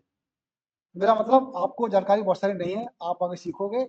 बस एक सूत्र कार्यक्रम बना लीजिए कि आपका कॉलेज, आपका प्रशासन, आपका एडमिनिस्ट्रेशन जो भी काम करवा रहा है सुबह से लेकर शाम तक, हर काम में आप पार्टिसिपेट करिए, हर काम में आप कंट्रीब्यूट करिए।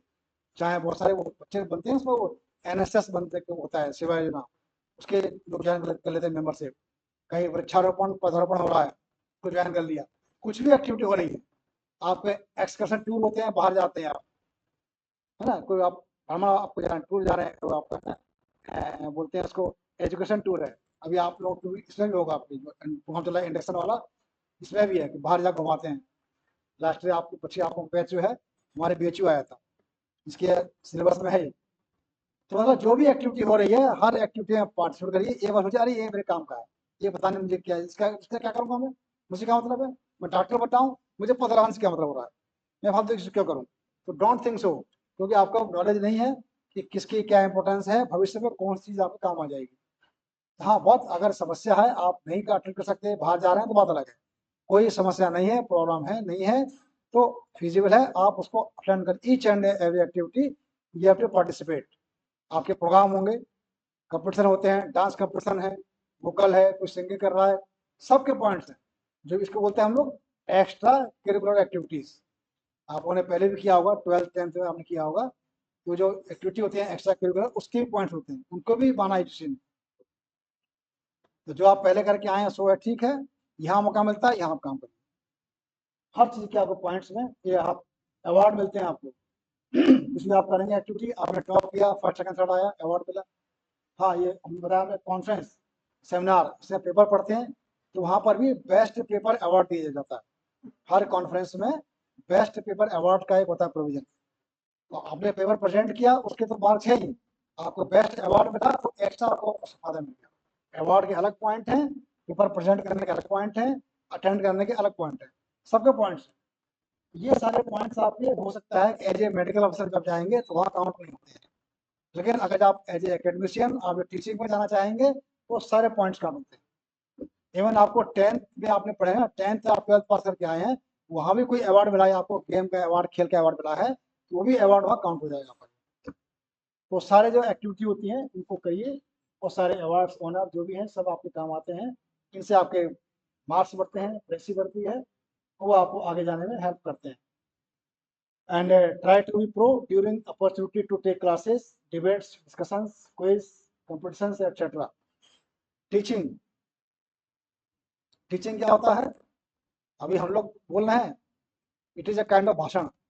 जब टीचिंग करते हैं तो वहाँ भी हर दिन आपका क्या होता है, भाषण होता है, वो लेक्चर होता है।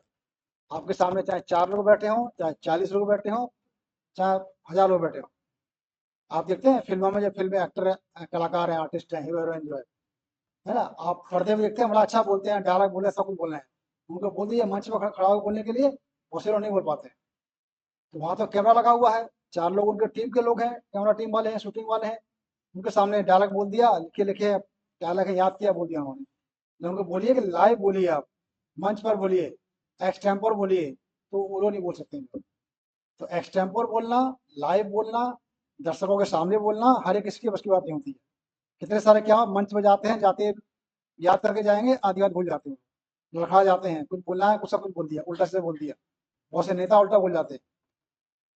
मेरा मतलब इन सब चीजों के लिए आपको बोलने की प्रैक्टिस होती है, प्रैक्टिस। शुरुआत में 1 बार 2 बार आप लड़खड़ाएंगे, आप फेल होंगे, लेकिन बाद में आप सेट हो जाएंगे। ऐसा इसलिए बोल रहा हूँ कि बहुत सारे टीचिंग के जो इंटरव्यू होते हैं, जब आप इंटरव्यू देने जाएंगे टीचिंग के लिए, तो आपका जो इंटरव्यू बोर्ड होता है आपसे पहले क्वेश्चन पूछेगा, फिर आपको एक टॉपिक देगा, ठीक है ये टॉपिक है, इस पर आप पढ़ाइए 5 मिनट। आपको बोर्ड पढ़वाता है आपसे लाइव सामने, बोर्ड के सामने। एक्सपर्ट बैठे हुए हैं, आपको पढ़ाना होता है। तो पढ़ा कब पाएंगे? जब आपको उसका एक्सपीरियंस होगा। तो at this stage, at the stage of MD MS BMS, आपको कहाँ मौका मिलता है? मौका मिलता है क्लास में ही, है ना। जब क्लास में मौका मिलता है आप बोलिए, कोई डिबेट हो रही है, डिबेट में जाके बोलिए, उसमें आप पार्टिसिपेट करिए। क्लास में बहुत सारा क्या होता है, हम लोग पढ़ाते हैं, इंटरेक्ट करते हैं, हम लोग सवाल पूछते हैं, बताओ इसके सवाल को कोई देगा, किसी पता है? तो कुछ बच्चे फट से बोल देते हैं, कुछ क्या होते हैं, पता नहीं, मैं बोलूँगा गलत ना हो जाए, ऐसा ना हो जाए, सोचते रहेंगे। और जो सोचते हैं गलत ना हो जाए, 99% उनका सही होता है ना। किसी और ने बता दिया, अरे यार तुमने बता दिया होता कितना अच्छा रहता, मैंने फालतू बोला नहीं। तो बोल देना चाहिए। क्लास में या एग्जाम में, आपको ना एग्जाम में आपके मार्क्स देते हैं कि आपने गलत आंसर का, क्वेश्चन का गलत आंसर दिया आपने, तो मार्क्स कट होंगे। क्लास में किसी के मार्क्स कट नहीं होते। आपको जो समझ में आता है तुरंत बोल दीजिए, प्रोएक्टिव रहिए, पूछा जाए पहले बोलिए। Try to be front bencher rather than back bencher. पीछे वाले अक्सर बेटा सो रहे हैं, सोचते हैं अब तो कोई कुछ पूछेगा नहीं, क्या करना, आना पीछे बैठ जाओ, तो कोई फायदा नहीं है। क्लास सबका है, सबको एग्जाम पास करना है। आपका जब क्वेश्चन पेपर आएगा सबके पास एक जैसा आएगा, ऐसा नहीं कि आगे वाले में टफ आएगा पीछे इजी आएगा, नथिंग लाइक दैट। एग्जाम का वाइवा होगा, आपका प्रैक्टिकल होगा, सबसे एक जैसे क्वेश्चन पूछे जाएंगे। तो आगे जो है वो अच्छा फेस करेगा, सुनता है, बोलता है, स्पीकर भी उसके ज़्यादा मुखातिब होता है, वो पीछे वालों से आप कम मुखातिब होता है।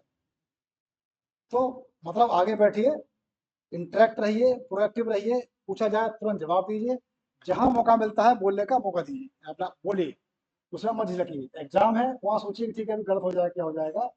तो अदरवाइज कोई भी मौका है, डिस्कशन है, क्विज है, कंपटीशन है, डिबेट है, तो वहाँ अपने आप को आगे रखिए और अपना बोलिए। बस ये सारी चीज़ें हैं। एडमिशन बनना चाहते हैं, क्लिनिशियन है, गवर्नमेंट जॉब जाना है, मेडिकल के अलावा किसी और में जाना है, वो सब रास्ते हैं, उनको अपनाइए। और बस यही, क्योंकि आप मेडिकल में आए हैं तो सबसे अच्छा और ऑनेस्ट डिसीजन यही है कि आप डॉक्टर बनने को आए हैं तो डॉक्टर ही बनिए, है ना। डॉक्टर बनने के बहुत सारे फायदे होते हैं। आप जॉब करते हैं, एम्प्लॉयमेंट है, आपको नौकरी मिलती है, पैसा कमाते हैं, घर की आप आजीविका चलाएंगे, ये कब सब कर लेते हैं। इवन आप IAS PCS बन जाओ, बैंकर बन जाओ, ये भी काम करते रहते हैं, है ना। IAS PCS है, बैंकर है, मैनेजर है, वो भी पैसा कमाते हैं, फैमिली चलाते हैं, मकान बनाएंगे, गाड़ी लेंगे, सब कुछ काम करेंगे वो लोग, आप भी करेंगे। आप में उनमें क्या फ़र्क है? दो फ़र्क, खास फ़र्क है। एक तो फ़र्क ये है कि आप पैसा कमाने के अलावा आप पुण्य कर्म भी करते हैं, आप मानव सेवा करते हैं, इससे आपको पुण्य की प्राप्ति होती है। एक व्यक्ति जो आ रहा है, पेट दर्द का परेशान है, डॉक्टर साहब चिल्ला रहा है, हाय बहुत परेशान है, ठीक करिए डॉक्टर साहब, ये नहीं हो पा रहा, बैठ नहीं पा रहा, उठ नहीं पा रहा, तो आपने कुछ पैसा लेकर के आपने दवा दिया, उसको आराम पहुंचाया, तो उस समय जो आराम मिलता है ना, उसके अंदर से दुआ निकलती है, it is uncountable.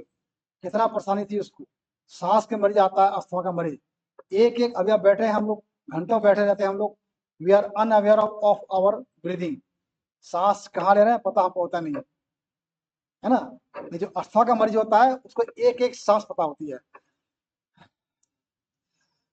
Like that, है ना। तो उसको एक एक सांस पता होती है, एक एक सांस लेना उसको भारी पड़ता है, वो आपसे दवा लेता है, दवा आपने दिया, अब सांस आराम से ले रहा है, तो कितने उसके मन को, उसकी आत्मा को सुख मिलता है। कोई व्यक्ति बीमार है, आपने इसको दवा दिया, इलाज किया, पैसा तो आपने लिया, लेकिन आपने उसको सुख पहुंचाया, आपने उसके मन को शांति पहुंचाई, तो उसकी दुआ मिलती है आपको, आपके लिए पुण्य कर्म भी है, तो आप पुण्य भी करते हैं। So you should feel yourself lucky that you have entered, you have chosen this fraternity, this field of medical. उसके अलावा एक बहुत बड़ा आपको सम्मान मिलता है ना। डॉक्टर को डॉक्टर बहुत कम लोग बोलते हैं, डॉक्टर साहब बोलते हैं, डॉक्टर साहब, दूसरा है मास्टर साहब, दो ही टर साहब है जो बहुत चलते हैं, वही वो सम्मान है, यह वो सम्मान। आप देखेंगे कितने सारे आपके स्टूडेंट पेशेंट आएंगे, पैर छुएंगे, हर एक किसी IAS PCS मैनेजर बैंकर, कितना बड़ा मैनेजर होगा, कितना बड़ा बैंकर होगा, लेकिन कोई जाकर उसके पैर नहीं छूता है। कितने सारे पब्लिक आपके पास आएगी, आपको पैर छूएगी, तो लगता है कि सम्मान है, सम्मान आपको करना है, एक मान्यता है कि भगवान के बाद डॉक्टर का लोग स्थान मानते हैं। ऊपर भगवान है, नीचे इंसान है। ये डॉक्टर है जो कि इंसान को सुख पहुंचाता है, मरे हुए को जिंदा करता है, सर्जरी किया, उसको बेहोश किया, फिर होश में ला दिया। तो ये सम्मान डॉक्टर को है। फिर समाज ने एक बहुत बड़ी आपको एक अधिकार दिया हुआ है। सोसाइटी ने, जब आप डॉक्टर बन जाते हैं, एक बहुत बड़ा आपको अधिकार, एक पावर दिया हुआ है। कौन सी पावर दी हुई है? जो पावर किसी भी व्यक्ति को नहीं है। मेडिकल के अलावा, चाहे वो मेडिकल डॉक्टर किसी भी फील्ड का हो, उसके अलावा वो पावर किसी को नहीं है। इवन वो चाहे वो डीएम हो, आईएएस हो, मंत्री हो, प्राइम मिनिस्टर हो, किसी को पावर नहीं है। वो क्या पावर है? दूसरे व्यक्ति को टच करने की पावर। ये पावर किसी को नहीं है ना। आप मेल डॉक्टर हैं, आपके पास फीमेल पेशेंट आती है, पेट में परेशानी है, चेस्ट की परेशानी है, रेस्पिरेटरी परेशानी है, आप एग्जामिन करते हैं, आप टेस्ट करते हैं, ईसीजी करते हैं, यू कैन टच इजीली। उसका लेडी का हस्बैंड होगा, उसका भाई होगा, उसका फादर होगा, सामने खड़ा है, आप उसको टच करते हैं, आप उसको देखते हैं। ये पावर किसी और को है? किसी को नहीं। ये आपके प्रेसिडेंट और राष्ट्रपति को क्या बोलते हैं, प्राइम मिनिस्टर को भी पावर नहीं है, क्योंकि आपको सम्मान दिया गया है। आप भगवान के बाद आपका स्थान है। आप उसको टच करेंगे तो आप ठीक करेंगे, वो आपका गुड टच होगा, उसको आप सुख पहुंचाएंगे, है ना। तो ये सारी पावर, ये सम्मान, ये सब आपको दिया जाता है, एज ए डॉक्टर को मिलता है। तो डॉक्टर का सम्मान करिए, उसका मिसयूज मत करिए। इस फील्ड में आए हैं तो डॉक्टर ही बनिए, डॉक्टर रहिए, आगे प्रमोट करिए, प्रोपोगेट करिए। Thank you, best of luck.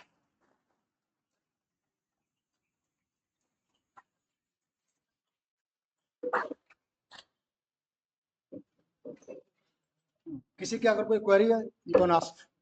किसी का कोई सवाल किसी में हो, कोई क्वेरी, हालांकि अभी आप लोग बिगिनर हैं, अभी आप लोगों को ज़्यादा पता नहीं है, फिर भी any doubt you can clear.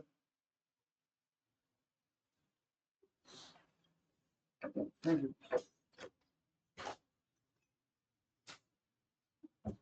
Thank you so much, sir, for your very deep and insightful information. Now I'd like to invite Dr. Gopi Krishna S. Acharya, Professor and Head of Department of Rog Nidana, GGIMS, to give vote of thanks to our respected Chief Guest, sir.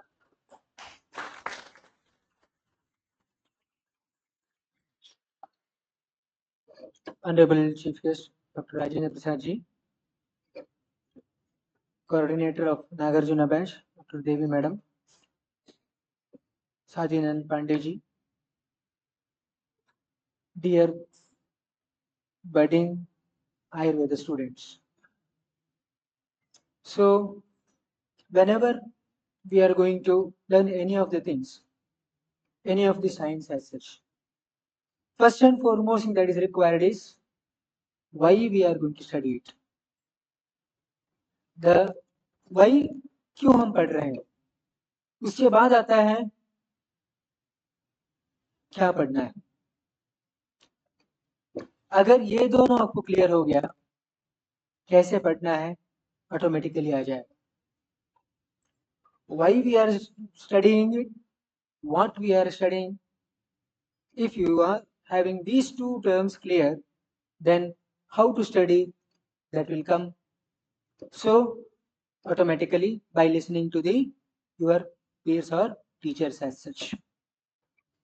So whenever if you are going to, why we are going to study it, इसके लिए आपको एक क्या बोलते हैं activity है, if possible try to do it, value determination process by Dr. John D. Martini. So try to work on that. It takes hardly 40 or 45 minutes of you. So you will come to know why we are going to study it. So this particular why we are going to study it, that is being told by the author Simon Sinek.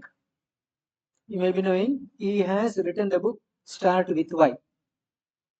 So when you are going to identify your values, then try to identify why you are going to study it, what we are going to study, so then how we are going to study it.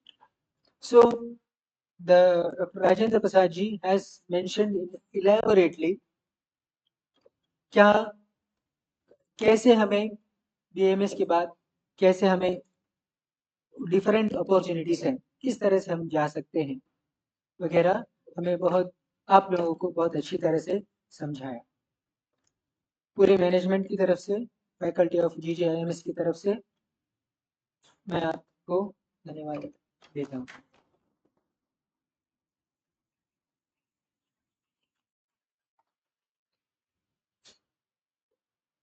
Devi madam, Sadhvi Nandan ji for attending the session, Kamal Nayan ji for attending the session, and all dear budding students. So have a clear-cut mind, have a proper vision, then study it. We will be reaching the heights sooner at the short possible time. Thank you, one and all.